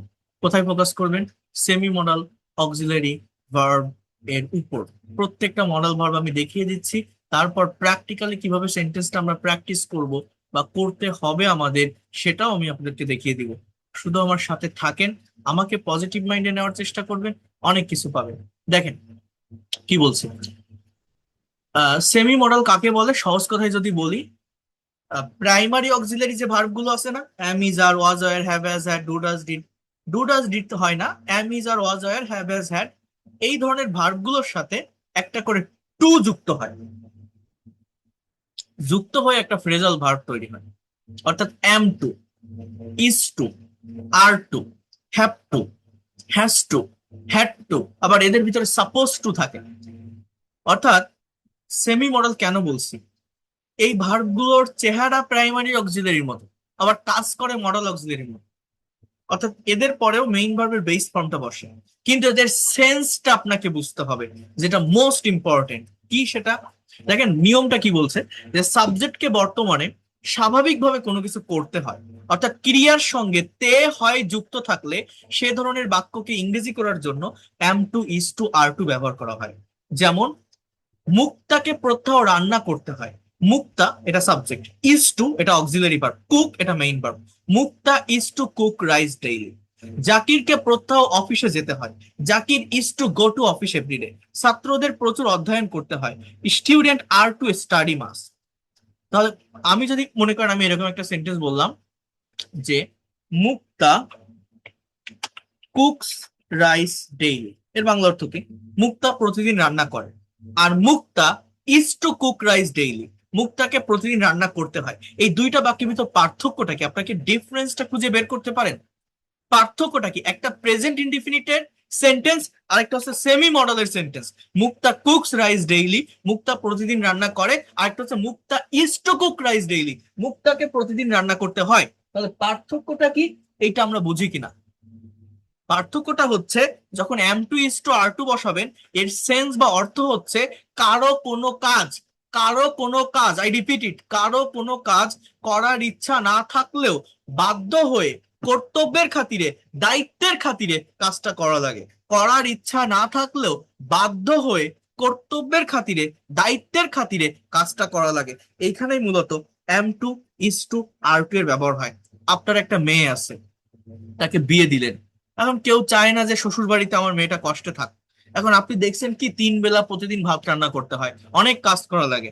আপনি আফসোস করে আপনার নেইবার্স বা প্রতিবেশীদের সাথে আপনি বললেন, আমার মেয়েটাকে ওইখানে বিয়ে দিলাম, কিন্তু ওকে প্রতিদিন অনেক কাজ করতে হয়, প্রতিদিন 3 বেলা ভাত রান্না করতে হয়। এই যে আফসোস নিয়ে কোন একটা কাজ করা, জাকিরকে অফিসে যেতে হয়, যাওয়া একটা কষ্টের ব্যাপার না? ইচ্ছা না থাকলেও যাওয়া লাগে। এই যে একটা সেন্স, এই সেন্সেই মূলত এম টু ইজ টু বা আর টু এর ব্যবহারটা হয়। আমাদের 12টা টেন্সের স্ট্রাকচার আছে, আর 18টার মতো মডেল সেমি মডেল আছে। হয়তো অনেকগুলো অনেকটা সেম মনে হতে পারে যে এই স্ট্রাকচারের সাথে এটা মিলে যাচ্ছে, বাট প্রত্যেকটারই কিছু না কিছু ডিফারেন্স থাকবে, পার্থক্য থাকবে। প্রত্যেকটা স্ট্রাকচার, এই 30টা স্ট্রাকচারই ইন্ডিভিজুয়ালি ভিন্ন সেন্স প্রকাশ করে। এগুলো আপনাদের বুঝে নিতে হবে, এগুলো আপনাদের ভালোভাবে শিখতে হবে। আর এই বাক্যগুলো কিন্তু নেগেটিভ ইন্টারোগেটিভ করা সহজ, জাস্ট এই হেল্পিং ভার্বের সাথে নট বসালে বাক্যগুলো নেগেটিভ হবে, এগুলোকে সাবজেক্টের আগে আনলে ইন্টারোগেটিভ হবে। যেমন তাদের প্রত্যহ স্কুলে যেতে হয় না, they are not to go to school everyday, they are not to go to school everyday. পপিকে ভাত রান্না করতে হয় না, Popy is not to cook rice daily, Popy is not to cook rice daily. আমার এখন ক্লাস নিতে হয় না, I am not to take a class now, I am not to take a class now. তাহলে জাস্ট এইভাবে নেগেটিভটা হয়। আপনি যদি ইন্টারোগেটিভ করেন, জাস্ট হেল্পিং বা অক্সিলারি ভার্বটাকে সাবজেক্টের আগে আনবেন। Very simple, very simple. ইভানকে কি প্রত্যহ পড়াতে হয়? Is Ivan to read everyday, is Ivan to read everyday. তাদের কি প্রত্যহ কাজ করতে হয়? Are they to work everyday, are they to work everyday, is Ivan to read everyday. এভাবে ইন্টারোগেটিভ হয়। Are was to were to মানে কাউকে কোনো কাজ করতে হতো, করতে হতো, এরকম একটা সেন্স দেয়। দেখেন,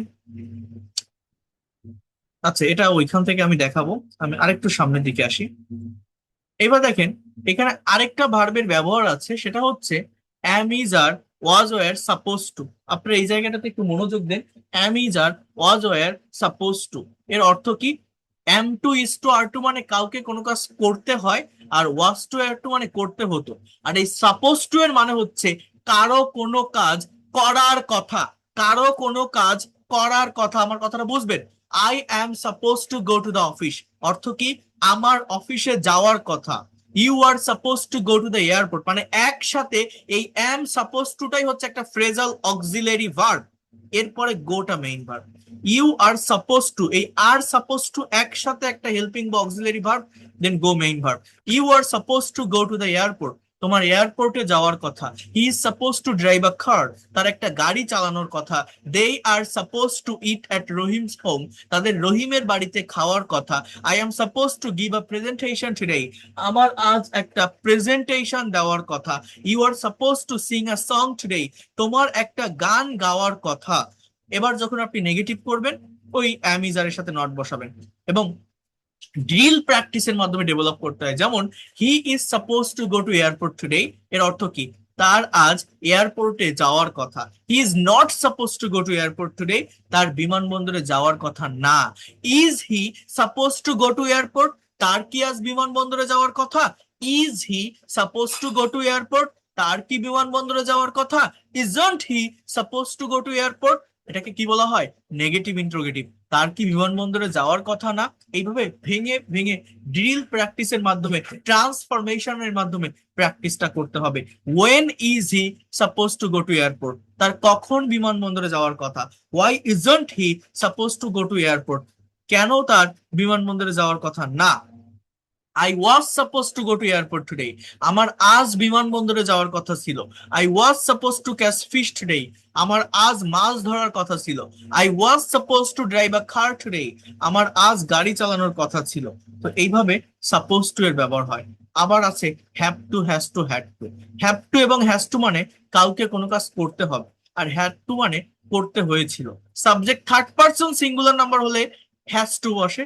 দেখেন, I have to go there, আমার সেখানে যেতে হবে। He has to do the work, তাকে কাজটা করতে হবে। They have to read a book, তাদের বই পড়তে হবে। Mita has to come here at night, মিতাকে আজ রাতে এখানে আসতে হবে। আবার হ্যাড টু এর ব্যবহার আছে এখানে না, এই দেখেন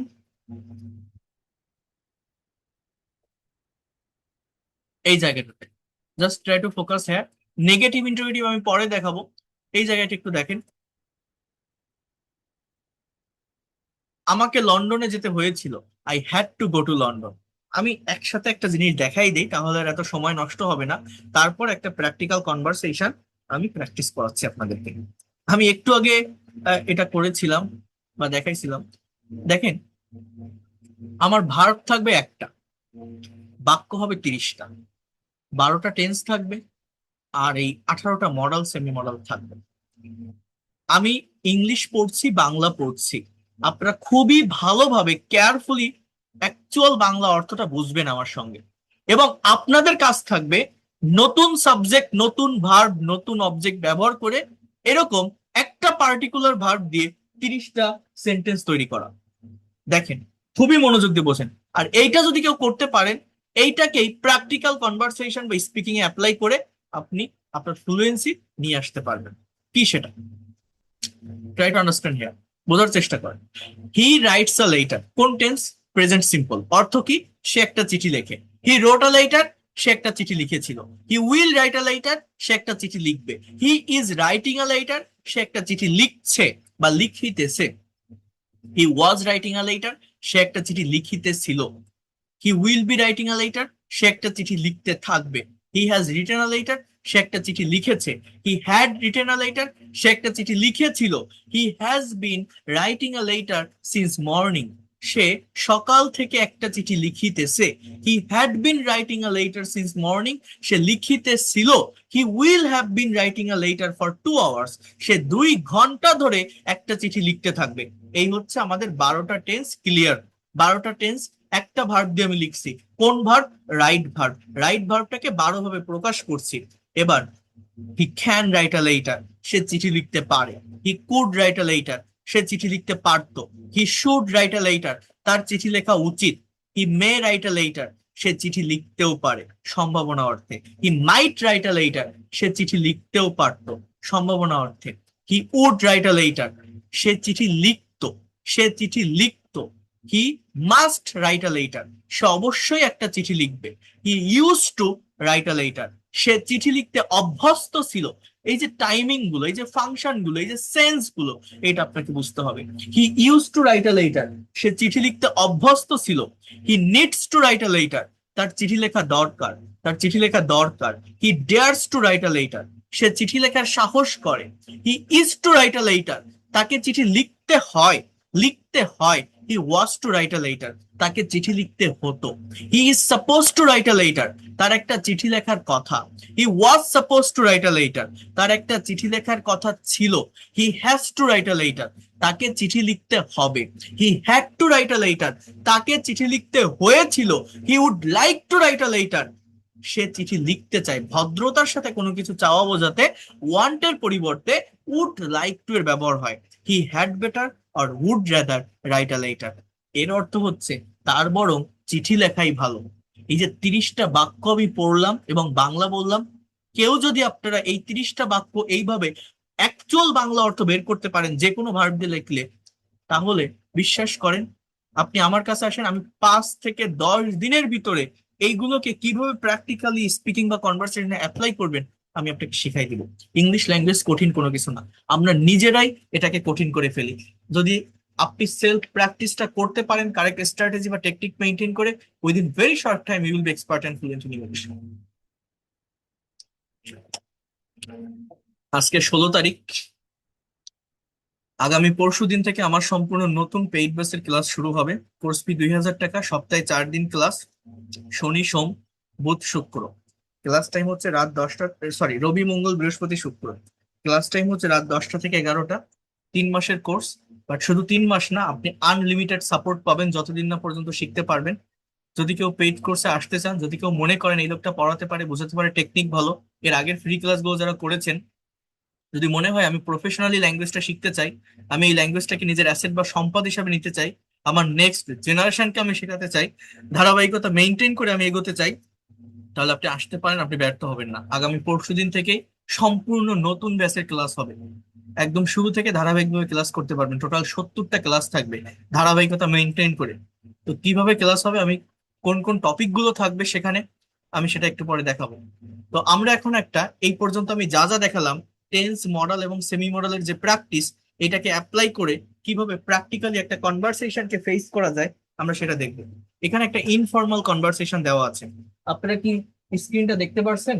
দেখা যাচ্ছে? আমাকে একটু কনফার্ম করেন, দেখা যাচ্ছে কিনা। আচ্ছা, এইখানে এখানে দুইজনের ভিতরে একটা কনভারসেশন হচ্ছে, মা এবং ছেলে।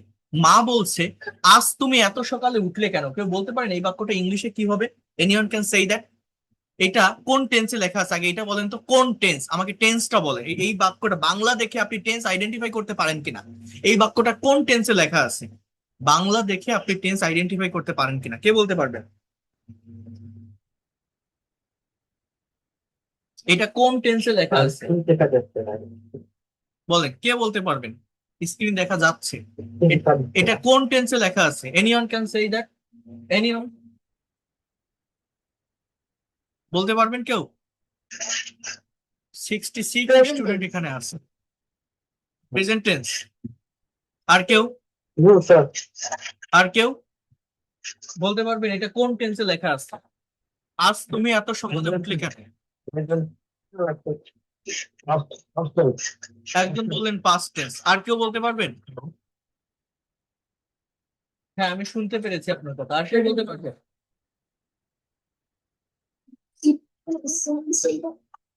দেখেন, এই বাক্যটা, এই বাক্যটা পাস্ট ইনডিফিনিট টেন্স। এই আজ লেখা আছে বলে আপনারা প্রেজেন্ট বলছেন, তাই না? কিন্তু না, প্রেজেন্ট কখন হয় জানেন? যদি প্রতিদিন থাকে। প্রেজেন্ট ইনডিফিনিট টেন্স কাকে বলে? কোন একটা কাজ কেউ অ্যাজ ইউজুয়াল করে, রেগুলার ওয়েতে করে, প্রতিদিন করে। এই কনভারসেশনের ফুল অ্যানালাইসিসটা আপনি দেখেন, আপনি বুঝতে পারবেন যে এটা কতটা ইম্পর্টেন্ট, কতটা ইফেক্টিভ প্রত্যেকের জন্যই। যদি বাক্যটা এরকম থাকতো, তুমি প্রতিদিন এত সকালে ওঠো কেন, বলেন তো কি বললাম? বাংলাটা যদি এরকম থাকতো যে তুমি প্রতিদিন এত সকালে ওঠো কেন, তাহলে সেটা প্রেজেন্ট ইনডিফিনিট হতো। এটা উঠলে কেন, একটা কাজ কেউ করে ফেলছে, হয়ে গেছে, বাংলা ক্রিয়াপদে ল বা লাম থাকলে পাস্ট ইনডিফিনিট টেন্স বলে। এটা পাস্ট ইনডিফিনিট টেন্স, ইংলিশটা এরকম, ওয়াই আগে W H word, then did you. Past টেন্সে কোশ্চেন তৈরি করতে গেলে ডিড এর ব্যবহার হয়। Why did you get up? Why did you get up so early today? Early in the morning লেখা লাগবে না, জাস্ট সো আর্লি টুডে। কি বললাম বলেন তো? Why did you get up so early today? আজ তুমি এত সকালে উঠলে কেন? যদি বলি তুমি এত সকালে ওঠো কেন, why do you get up so early today? আমার বাংলাটা যদি এইরকম হতো, তুমি এত সকালে উঠেছো কেন, উঠেছো, তখন প্রেজেন্ট পারফেক্ট টেন্স হতো। Why have you got up so early today, এরকম হতো। বলেন তো কি বললাম? Why have you got up so early today. এইভাবে কম্পেয়ার করে করে পরিবর্তন করা শিখতে হবে। ছেলে বলছে, মা আজ আমাকে পরীক্ষা দিতে যেতে হবে, তো ওই যে বললাম এখানে হ্যাভ টু এর ব্যবহার, এটা টেন্স দিয়ে হবে না। আমি মডেলটা কেন শিখছি আজকে, যে আমি মডেলের উপর ক্লাসটা নিলাম, কেন আমাকে মডেল শিখতে হবে? যে আমি শুধু টেন্স দিয়ে সব প্রকাশ করতে পারি না, এই জন্য মডেল শিখবো। যে I have to, I have to go to take an exam today, আমাকে আজ পরীক্ষা দিতে যেতে হবে। মা বলছে তুমি কখন যাবে, তাহলে এইটা কোন টেন্স? এইটা ফিউচার ইনডিফিনিট টেন্স। এটার ইংলিশ কি হবে কে বলতে পারবেন? তুমি কখন যাবে, এটার ইংলিশ কি হবে? তুমি কখন যাবে কি হবে? When will you Yes, আগে WH word, then auxiliary verb, then subject, then main verb. So when will you go? কি হবে? When will you go? তুমি কখন যাবে? When will you go? When will you go? When will you go? আচ্ছা, আমি যদি এটাকে অন্যান্য টেন্সে কনভার্ট করি, আপনারা কি বলতে পারবেন ইংলিশ কেমন হয়? কম্পেয়ার করা শিখতে হবে, যেটা আছে সেটা না। আমি যদি বলি তুমি কখন যাও, এই বাক্যটার ইংলিশ কি? তুমি কখন যাও, ওয়েন ডু ইউ গো। আমার সাথে রিপিট করেন, রিপিট আফটার মি। আপনাকে প্র্যাকটিস করতে হবে। ইংলিশ শিখতে গেলে কখনোই আপনি চুপ থেকে টিচারের ক্লাস দেখে ইংলিশ শিখতে পারবেন না। আপনার ব্রেইন দিয়ে আইডিয়া জেনারেট করতে হবে, আপনার মুখ দিয়ে কথা বের করতে হবে। যত প্র্যাকটিস করবেন তত ডেভেলপ করবেন। তাহলে আমি যদি বলি তুমি কখন যাও, ওয়েন ডু ইউ গো। তুমি কখন গিয়েছিলে, ওয়েন ডিড ইউ গো। তুমি কখন যাও, ওয়েন ডু ইউ গো। তুমি কখন গিয়েছিলে, ওয়েন ডিড ইউ গো। তুমি কখন যাবে, ওয়েন উইল ইউ গো। তুমি কখন যাচ্ছ, when are you going. When are you going. তুমি কখন যাচ্ছিলে, when were you going. When were you going. তুমি কখন গিয়েছো, কখন গিয়েছো, when have you gone. When have you gone. এই যে পরিবর্তনটা করলাম, এটা আপনাকে শিখতে হবে। ছেলে বলছে নটায়, তুমি কি রান্না করেছো? আর ল্যাঙ্গুয়েজ শিখবেন আনন্দের সাথে, প্লেজারের সাথে, প্র্যাকটিক্যাল লাইফের সাথে কানেক্ট করে। কঠিন কেন লাগবে, কষ্ট কেন মনে হবে? সহজে করতে পারবেন। আমার সাথে থাকেন। নয়টায় কি হবে? At nine, at 9 AM। এবার তুমি কি রান্না করেছো, তো করেছো, গিয়েছো, থেকেছো, খেয়েছো, এই ধরনের কথা আসলে সেটা প্রেজেন্ট পারফেক্ট টেন্স। ইংলিশ কি হবে জানেন? What have you, what have you cooked. C double O K E D. What have you cooked, what have you cooked. তুমি কি রান্না করেছো? দেখেন, বোঝার চেষ্টা করেন। আমি যদি বলি ও মা তুমি কি রান্না করো, হোয়াট ডু ইউ কুক। তুমি কি রান্না করতেছো, হোয়াট আর ইউ কুকিং। তুমি কি রান্না করেছিলে, what did you cook. What did you cook. ও মা কি রান্না করবে, what will you cook. What will you cook. তুমি কি রান্না করেছো, what have you cooked. What have you cooked. এটা কোন টেন্স? Present perfect tense. কোন একটা কাজ রিসেন্ট সময় হয়েছে। ছেলে ঘুম থেকে উঠেই মাকে জিজ্ঞাসা করছে মা কি রান্না করেছো। কোন টেন্স? Present perfect tense. গতকাল টেন্সের ক্লাস নিয়েছিলাম। আমি কিছুই রান্না করিনি, তাহলে ইংলিশটা কি? যেভাবে আছে সেভাবে। I have not cooked anything. Anything. I have not cooked anything. তুমি কি খাবে, what will you eat. What will you eat. আপনি এই পর্যন্ত বুঝতে পারলেন কিনা? আমি যা যা করালাম এই পর্যন্ত এই কনভারসেশনটাতে, বুঝতে পারছেন তো বাক্যগুলো? কোনো সমস্যা আছে? বুঝতে পারলাম স্যার, বুঝতে পারলাম, কিন্তু আমার একটু প্রশ্ন ছিল। হ্যালো বলেন কি স্যার, আমি প্রশ্ন? ইন্ডিয়া থেকে বলছি। হ্যাঁ বলেন। আপনি হোয়াট ইউজ করলেন, আমার মনে হচ্ছে হোয়াটটা হবে না। না, এটা হট হবে। মানে যদি থাকে যে, আমি বুঝতে পারছি আপনার কথাটা, এখানে বাংলাটাতে ভুল আছে। মানে কয়ে দীর্ঘইকার যদি থাকে, তাহলে কয়ের দীর্ঘইকার থাকলে WH ওয়ার্ড আসে। আর যদি রস্যিকার থাকে তাহলে ইয়েস নো কোশ্চেন হয়। আপনি তো এটাই বলতে চাচ্ছেন তাই না? যে হ্যাভ ইউ কুকড এরকম হবে কিনা, যে তুমি কি রান্না হ্যাঁ করেছো, হ্যাঁ, হ্যাভ ইউ কুকড। রাইট, হ্যাঁ। হ্যাঁ, আমি আপনার সেন্স বুঝতে পেরেছি। ধন্যবাদ আপনাকে। সো আপনি যদি বলেন যে হ্যাভ ইউ কুকড, তুমি কি রান্না করেছো, তাহলে এইখানে উত্তরটা কি আসতো বলেন তো? যে হ্যাঁ আমি রান্না করেছি বা আমি রান্না করিনি। কিন্তু এখানে বলছে আমি হ্যাঁ, কিছুই রান্না করিনি, মানে আমি পরের যে উত্তরটা ওইটা দেখে বুঝতেছি আমার আগে হোয়াট বসাতে হবে। কিন্তু বাংলায় ওই কয়ে দীর্ঘিকারটা নেই। এখানে একটু ভুল আছে, মানে ভুলটা আছে বাংলাতে, বুঝতে পারছেন? মানে এখানে হবে তুমি কি রান্না করেছো। তুমি কি রান্না করেছো এরকম না, তুমি কি রান্না করেছো, আমার আইটেম জিজ্ঞাসা করছে। বুঝতে পারছেন? আপনার কথাটা ঠিক আছে, আমার ভুলটা হচ্ছে এই বাংলাটাতে। ক্লিয়ার? কথাটা বোঝাতে পারলাম? হ্যাঁ। আমি কেন বলছি যে হোয়াট হ্যাভ ইউ কুকড হবে, ওই পরের অ্যান্সারটা দেখে। অ্যান্সারটা কি লেখা বলেন? আমি কিছুই রান্না করিনি। তাহলে তার মানে আমার কোশ্চেনটা ওই রকম। কি কিরকম? ওয়ার্ড দিয়ে করতে হবে। ক্লিয়ার? হ্যাঁ, ইয়েস। ওকে। তাহলে এই পর্যন্ত যতটুকু আমি করালাম আপনারা বুঝতে পারলেন কিনা? আপনাদের কি মনে হয় যে না এটা একটা প্র্যাকটিক্যাল ওয়ে ল্যাঙ্গুয়েজটা ডেভেলপ করার, প্র্যাকটিস করার মনে হয়? বলেন তো। আমরা টেন্স শিখি, আমরা মডাল শিখি, কিন্তু কতজন আমরা প্র্যাকটিক্যালি অ্যাপ্লাই করে শিখি বলেন? শিখি, রুলস আর স্ট্রাকচারের ভিতর সীমাবদ্ধ থাকি। বাট এগুলো খুবই ইনফর্মাল কনভারসেশন। এই ধরনের কনভারসেশন গুলো আমরা আমাদের ডে টু ডে লাইফে বিভিন্ন জায়গায় ব্যবহার করে থাকি, বিভিন্ন জায়গায় ব্যবহার করি, বাট ইংলিশে প্রপার প্র্যাকটিস না থাকার কারণে আমরা বলতে পারি না। তো এটা আমাদের করতে হবে। ক্লিয়ার? কিছু কি শিখতে পারছেন বলেন? কোনো কিছু শিখতে পারছেন? হ্যালো। দেখেন, আরেকটু সামনে আসি তাহলে। আচ্ছা, ছেলে বলছে তুমি যা তাড়াতাড়ি তৈরি করতে পারবে সেটা করো। দেখেন, আমাদের মাতৃভাষা কি, মাদার টাং কি, বাংলা। তো প্রাইমারি লেভেলে যে কোনো কিছু আপনি ইংলিশে বলতে গেলে দেখবেন ব্রেইন আগে বাংলাটা চলে আসবে। তো কোনো কিছু বাংলায় ভাবলে সেটা ইনস্ট্যান্টলি কিভাবে আপনি ইংলিশে করবেন? Whatever you think in Bangla, you have to speak in English. তার জন্য আপনাকে এই প্র্যাকটিসটা করতে হবে। যেমন তুমি যা তাড়াতাড়ি তৈরি করতে পারবে সেটা করো, ইংলিশ কি, whatever you can prepare first please do it quickly. এখানে দুইটা আলাদা ক্লজ হবে। মা বলছে পরোটা খাবে কি, will you eat paratha, or you can also say bread. হ্যাঁ, রুটি, পরোটা, ব্রেড।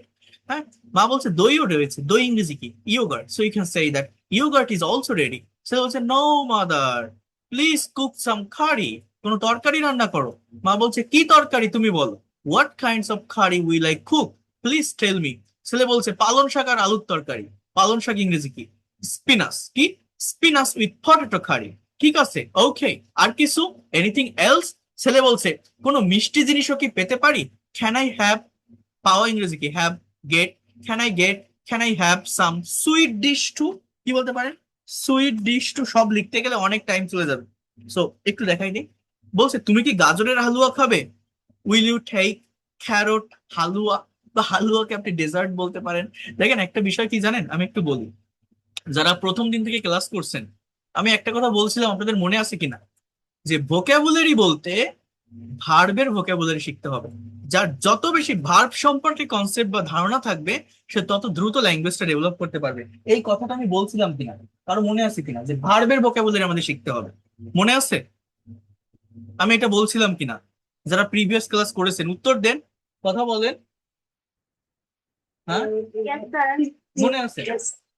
তার মানে এই যে নাউন প্রোনাউনের যে ব্যাপারগুলো আছে না, এগুলো যদি আপনি নাম ধরেও ডাকেন সেটা ভুল না। মনে করেন ফাদার, ফাদার মানে কি, বাবা। সো ফাদার ইজ কামিং, বাবা আসছে। এখানে আমি যদি বলি বাবা ইজ কামিং, এটা কিন্তু ইংলিশের সেন্সে আসলে ভুল না। নাউনকে নাম ধরে ডাকা যায়, আমাদের ভাষায় আমরা ফাদারকে বাবা বলি, কিন্তু আপনাকে ভার্বের অর্থটা অবশ্যই জানতে হবে। এই জন্য যে ক্যারট হালুয়া, হালুয়াকে আপনি হালুয়া বলতে পারেন। সব বাংলার কি ইংলিশ আছে মনে হয়? না। বাংলায় 50টা লেটার, ইংলিশে 26টা লেটার। বাংলা ভাষায় শব্দ, বাক্য, বা- আবেগ, ভাব, গাম্ভীর্য, হাসি, ঠাট্টা বেশি, ইংলিশে কম। ওয়ার্ড কম, ভোকাবুলারি কম, সেন্টেন্স কম, সেন্স কম। সব বাংলার কি ইংলিশ হয়? হ্যাঁ, ইংরেজরা আমাদের এই সাবকন্টিনেন্ট 200 বছর শাসন করে গেছে, গেছে কিনা? এখন ইংরেজদের মনে করেন ইংল্যান্ডে বাংলাদেশি সব ফল কি হয়? বাংলাদেশে কি ইংল্যান্ডের সব ফল হয়? হয় না। তো যখন তারা শাসন করে গেছে, বাংলাদেশের কত ফল আছে, এই ফলগুলোর নাম তারা জানতো না। তো তারা নিজেদের মতো করে নাম দিয়ে গেছে। যেমন জামরুল, জামরুল ইংরেজি কি জানেন? রোজ আপেল, মানে ওই গোলাপের মতো দেখতে, রোজ আপেল। এই যে তালের শ্বাস হয় না, এইটাকে বলে ওরা আইস আপেল। কদবেলকে বলে উড আপেল, বলে কি না? আপনারা শুনছেন না? মানে ওই ইংরেজদের ওইখানে শুধু আপেলই হতো, ওই ফল বলতে ওরা ওই আপেলই চিনতো। তো বাংলাদেশে যত ফল আছে সব ফলের নামের আগে আপেল লাগাই দিছে, নামের পরে আপেল লাগাই দিয়ে এক একটা ফলের নাম দিছে, যেটাকে দেখতে যেমন। চালতাকে বলা হয় এলিফ্যান্ট আপেল, বলে কিনা বলেন? আপনারা জানেন তো এই ওয়ার্ড গুলোর মানে? এইটা কিনা আমি যেটা বলছি, rose apple, wood apple, ice apple, elephant apple, শুনছেন আপনারা? এটা তারা লাগিয়ে দিয়েছে। কেন? কারণ ওই দেশে ওই শুধু আপেলই ছিল। হ্যাঁ, আমার একটা টিচার ছিল, সে বারবার বলে যে আমাদের এই বাংলাদেশ, আমাদের এই সাবকন্টিনেন্ট, আমরা মনে করি আমরা ভেস্তের সব থেকে কাছে, কারণ এই মাটি এত উর্বর যা পৃথিবীর অন্য কোথাও নাই। এত ফল, এত সবজি, এত কিছু জন্ম নেয় যা পৃথিবীর কোনো দেশের মাটিতে জন্ম নেয় না, এত বেশি। কিন্তু আমাদের এখানে লোক সংখ্যাও বেশি, এই জন্য সবকিছু ভালোভাবে মেনটেন করা সম্ভব হয় না। কিন্তু সত্যিকার অর্থে তো তাই, তাই না? প্রাকৃতিক সম্পদ বা মানে আমাদের এই যে ফল ফুল এগুলোতে অনেক অনেক অনেক ভরপুর, এবং প্রত্যেকটা ফলের যে স্বাদ, যে টেস্ট, এটা বাইরের কান্ট্রির কোনো ফলে আপনি পাবেন না। অনেক ফল তো আছে আপনার বাংলাদেশে পাওয়া যায়, বিদেশি ফল, দেখবেন তো সেই স্বাদ পাওয়া যায় কিনা যেগুলো আমাদের এই দেশি ফলে, বিশেষ করে সামার সিজনের ফলগুলোতে পাওয়া যায়। তো বিষয়টা হচ্ছে এরকম, মানে সব কথার এক কথা যেটা বলতে চাচ্ছি, সব বাংলার যে ইংলিশ হবে এরকম না। যেমন এখানে বলছে এটা করতে অনেক দেরি হয়ে যাবে, it will take too long. আমার মনে হয় পায়েস আরো তাড়াতাড়ি হবে। তো I think payesh will be ready soon. আপনি যদি এটা বলেন, এটা কিন্তু খুব বেশি ভুল হবে না। আমি আবারও বলছি, ভোকাবুলারি বলতে ওই ভার্বের ভোকাবুলারিটা একটু বেশি করে শিখবেন, তাহলে না বাকিটা দেখবেন অটোমেটিক্যালি চলে আসবে। এখন পায়েস ইংরেজি আপনি ডিজার্ট, ডিজার্ট এটা বলতে পারেন, ইংলিশটা এইটা, কিন্তু আপনি যদি পায়েসও বলেন খুব বেশি ভুল না। তো কিন্তু দুধ কম রয়েছে, but there is little milk. ছেলে বলছে ঠিক আছে, তাহলে আমি দই চিনি দিয়ে খাবো। Okay, then I will take yogurt with sugar. মা বলছে দেখো দেরি হয়ে যাচ্ছে, ইটস গেটিং লাইট, আগে গোসল করে নাও, please take your bath firstly. ছেলে বলছে কিন্তু প্রথমে আমাকে জুতো পালিশ করতে হবে। এই যে করতে হবে, but firstly I have two polish my shoes. মা বলছে তুমি গতকাল করনি। কেউ বলতে পারেন এই বাক্যটার ইংলিশ কি? তুমি গতকাল করনি, এই বাক্যটা ইংরেজিতে কি হবে? Anyone can say that? তুমি গতকাল করনি, এটা ইংলিশে কি হবে? Did not you do it yesterday? Right, thank you so much. দেখেন এইটা, এই ফাংশনটা কিভাবে আসে, আপনি পারছেন। আমি যদি বলি তুমি করেছিলে, ইউ ডিড ইট, এটা অনেকে ভুল করে, এই জন্য আমি দেখাচ্ছি। ইউ ডিড ইট এর মানে হচ্ছে তুমি করেছিলে। এবার দেখেন, আমি যদি বলি তুমি করনি, অনেকে এইভাবে বলে যে ইউ ডিডেন্ট ইট, বাট এই ডিডেন্ট ইট হয় না, কারণ উপরের যে ডিডটা আমি লিখলাম ওটা মেইন ভার্ব। পাস্ট টেন্সের সেন্টেন্সকে আমি যখন নেগেটিভ করব, আমার অক্সিলারি ভার্ব হিসাবে ডিড নিয়ে আসতে হবে। সো এই ডিডন্ট হচ্ছে ওই উপরের ডিড না, উপরের যে ডিডটা অর্থাৎ যেটা মেইন ভার্ব, ওইটা বেস ফর্মে চলে আসে। ইউ ডিডন্ট ডু ইট, তুমি করেছিলে, তুমি করনি। ডিড নট ডু ইট মানে ফার্স্ট যে ডিডন্ট, এটা আমার স্ট্রাকচারের ডিড। নেগেটিভ করতে গেলে পাস্ট টেন্সে ডিড এর ব্যবহার করতে হয়, সেই ডিড। আর তুমি কি করেছিলে, তাহলে কি হবে? Did you do it? Did you do it, did you eat না, did you do it, main ভার্বটা কি ডু। তাহলে তুমি করনি, তুমি গতকাল করনি, তখন didn't you do it yesterday? Didn't, didn't you, didn't you do it yesterday, তুমি গতকাল করনি। সো এইভাবে আর কি এই সেন্টেন্স গুলো হয়ে থাকে। সো এগুলো আপনাকে শিখতে হবে। এই জন্য আমি গত ক্লাসে বলছিলাম, যারা টেন্সের ক্লাস করছিলেন, ল্যাঙ্গুয়েজ ড্রিল করার প্র্যাকটিস করতে হবে। ছেলে বলছিল না মনে ছিল না, no I forgot it or I didn't remember. আজ আমাকে বিশ্ববিদ্যালয়ে যেতে হবে, today I have to go to my university. মা বলছে পালিশ করতে করতে শুধু শুধু সময় নষ্ট করবে, you will just waste your time by polishing. আজ আমার বন্ধুদের সাথে দেখা করতে হবে, no mother, today I have to meet my friends. Okay, hurry up, আমি রান্নাঘরে যাচ্ছি। কোন tense? Present continuous, I am going to the kitchen. আমার গোসল হয়ে গেছে। কোন tense? Present perfect, I have completed my bath, please serve me food, খাবার দিয়ে যাও। মা বলছে আমি ইতিমধ্যে বেড়ে দিয়েছি, I have already served it, I have already served ইট।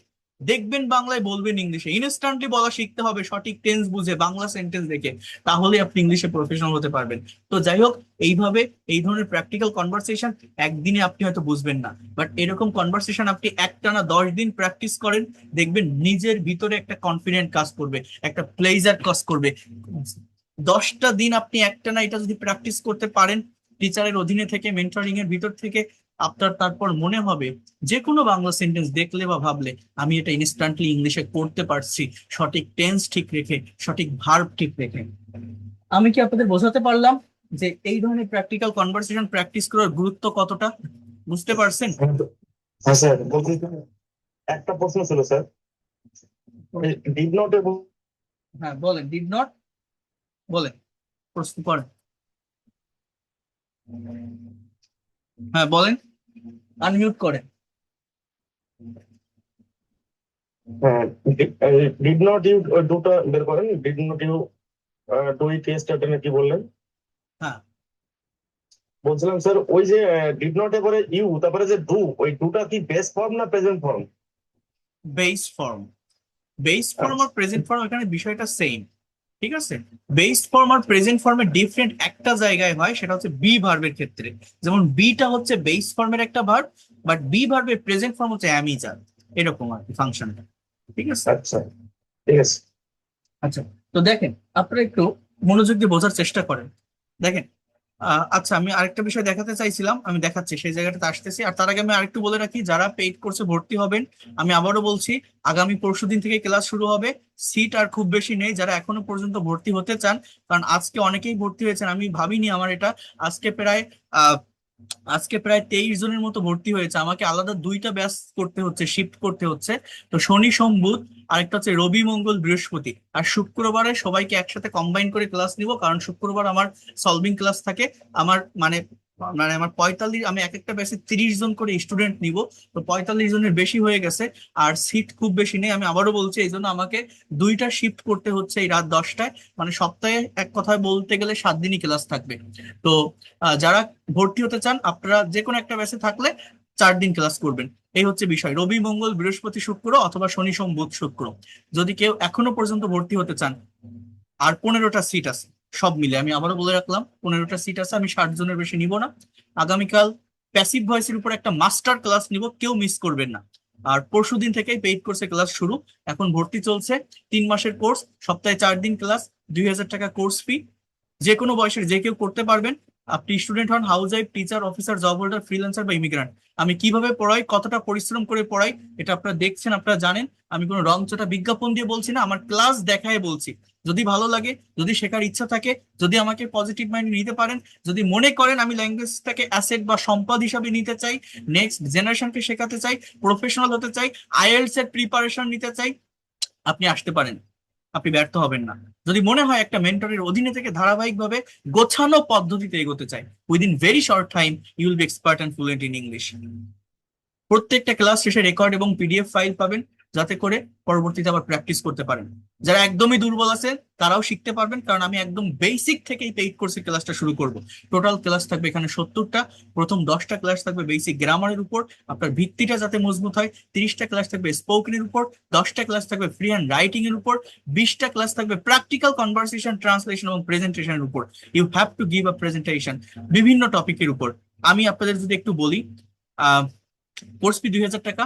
যারা ইন্ডিয়া থেকে আছেন তারা গুগল পে বা ফোন পে করে পেইড কোর্সের ক্লাস শুরু করতে পারবেন। 01997356957। এটা ব্যাস, একবার শুরু হলে আপনাকে শুরু থেকেই করতে হবে। অনেকে 4 দিন 5 দিন 6 দিন পর ভর্তি হন, এইটা হলে আপনারা অনেকগুলো ক্লাস মিস করে যাবেন। ধারাবাহিকতা মেনটেন করে শিখলে দ্রুত ডেভেলপ করতে পারবেন। আপনি নিজেকে প্রশ্ন করে দেখেন, আপনার ইংরেজি শেখার ইচ্ছা আছে, আপনি সময় দিচ্ছেন, আপনি শিখতেছেন, কিন্তু যখন আপনি বিভিন্ন জায়গা থেকে শিখতেছেন, আপনি কিন্তু এলোমেলো ভাবে র্যান্ডমলি এগোচ্ছেন। আপনি আপনি যদি এইভাবে শিখতে থাকেন, আপনি হয়তো শিখবেন, আপনার দিন মাস বছর যেতে থাকবে, শিখে যেতে হবে, শেষ নামাতে পারবেন না। বাট একটা মেন্টরিং এর ভিতরে যদি থাকেন, যদি জানেন, বুঝতে পারেন আমার শুরুটা কোথায় হবে, শেষটা কোথায় হবে, দ্রুত ডেভেলপ করতে পারবেন। কোর্স শেষে সার্টিফিকেট পাবেন। আমার লেখা একটা বই আছে, এটা আপনারা চাইলে পারচেস করতে পারেন। প্রত্যেকটা ব্যাচের আলাদা ল্যাঙ্গুয়েজ ক্লাব থাকবে, কনভারসেশন প্র্যাকটিসের আলাদা গ্রুপ থাকবে। আপনারা অনেক ওয়েল এনভায়রনমেন্ট আমার কাছ থেকে ক্লাসগুলো করতে পারবেন। এতটুকু আমি বলতে পারি। 01997356957, 01938689196, এই দুইটা নাম্বারে নক করে আমার সাথে ডিরেক্টলি কথা বলতে পারবেন। যারা ভর্তি হতে চান, এই নাম্বারে টাকা সেন্ড করে লাস্ট ডিজিট জানালে আমি পেইড কোর্সের প্রাইভেট ব্যাচে আপনাদের যুক্ত করে নিব। যারা ভর্তি হতে চান এখনো পর্যন্ত, তারা হতে পারবেন। টোটাল কোর্স ফি 2,000 টাকা। এই 2,000 টাকার ভিতরে আপনি যত দিন না পর্যন্ত এক্সপার্ট এবং ফ্লুয়েন্ট হবেন, আপনি আমার সাথে থাকতে পারবেন। বাড়তি কোনো টাকা দিতে হবে না। আমার কোর্সে কি কি থাকবে, এখানে পরপর সবগুলো ক্লাস সাজানো আছে। প্রথম ক্লাসে থাকবে how to start learning English. Second ক্লাসে থাকবে introductory class of English pronunciation, introduction and identification of parts of speech, noun and pronoun in details, adjective and adverb in details, verb in details with gerund, infinitive and participle, preposition in details part 1, preposition in details part 2, conjunction and interjection, conjugation of verb, practice class 1, conjugation of verb, practice class 2, practical use of tense part 1, part 2, part 3, tense part 4, tense part 5, tense part 6, কারণ টেন্সের গুরুত্ব অনেক বেশি। এবং প্রত্যেকটা পার্টে কি কি থাকবে সেটা আমি এখানে লিখে দিয়েছি। Do verb, be verb and have verb, modal verb part 2, semi modal part 1, semi modal part 2, modal ভার্বের sentence practice part 1, sentence practice part 2, passive voice part 1, part 2, কি কি থাকবে সেখানে দিয়ে দিয়েছি। 30 plus sentence practice with one verb part 1, part 2, introductory eat, there, and how to say time in English, use of get, let, and having verb, causative verb, phrase and clause part 2, article, conditional sentence, subject verb agreement, and freehand writing. Freehand writing class 2, class 3, class 4, class 5. English reading practice class 1, class 2, class 3. IPA pronunciation class, pronunciation এ যারা দুর্বল, introduction, vowel and consonant sound, word pronunciation rules, sentence stress, syllable and word stress, silent letter, contraction, sentence stress, intonation, IPA transcription into English sentence and passage part 2.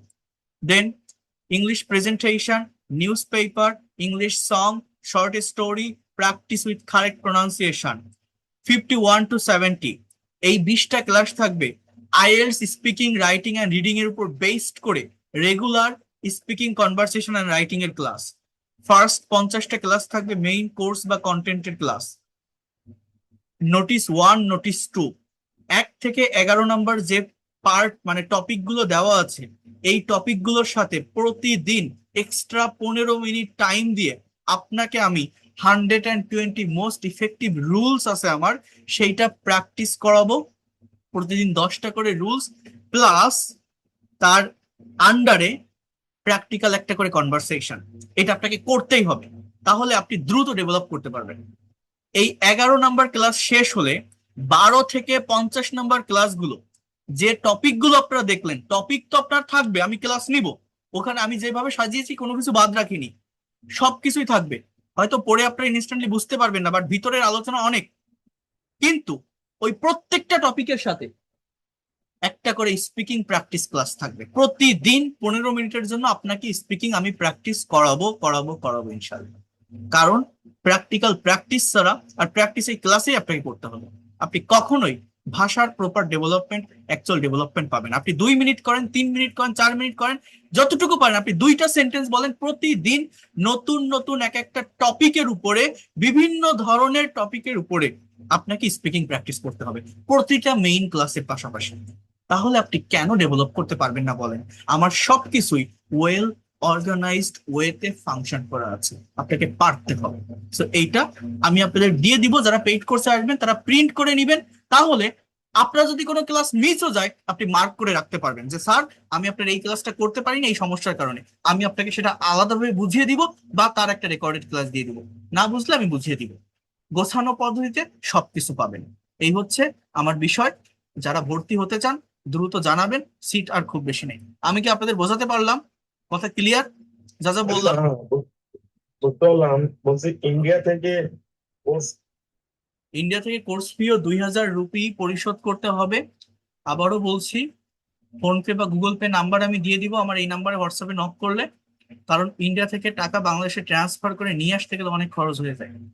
So হয়তো বলতে পারেন Indian টাকা হয়তো 200-300 বেশি, but ওর থেকেও বেশি আমার চলে যায়, খরচ হয়ে যায় ডিরেক্ট ওয়েতে নিয়ে আসতে গেলে। সো এই হচ্ছে বিষয়। 2000 টাকা কোর্স ফি, এর ভিতরে আপনি যত দিন না পর্যন্ত এক্সপার্ট এবং ফ্লুয়েন্ট হবেন আপনি থাকতে পারবেন। যারা ভর্তি হতে চান আমাকে জানাবেন, হোয়াটসঅ্যাপে নক দিন, কল দিন, ডিরেক্টলি আমি কথা বলবো। আগামী পরশুদিন থেকে ক্লাস শুরু হবে, আর আগামীকাল আরো একটা ফ্রি ক্লাস থাকবে, কেউ মিস দিয়েন না। So that's all for today. ভালো থাকেন, থ্যাংক ইউ সো মাচ, অনেকক্ষণ আমার সাথে থাকলেন, ক্লাস করলেন। See you in the next class. Good night, আল্লাহ হাফেজ।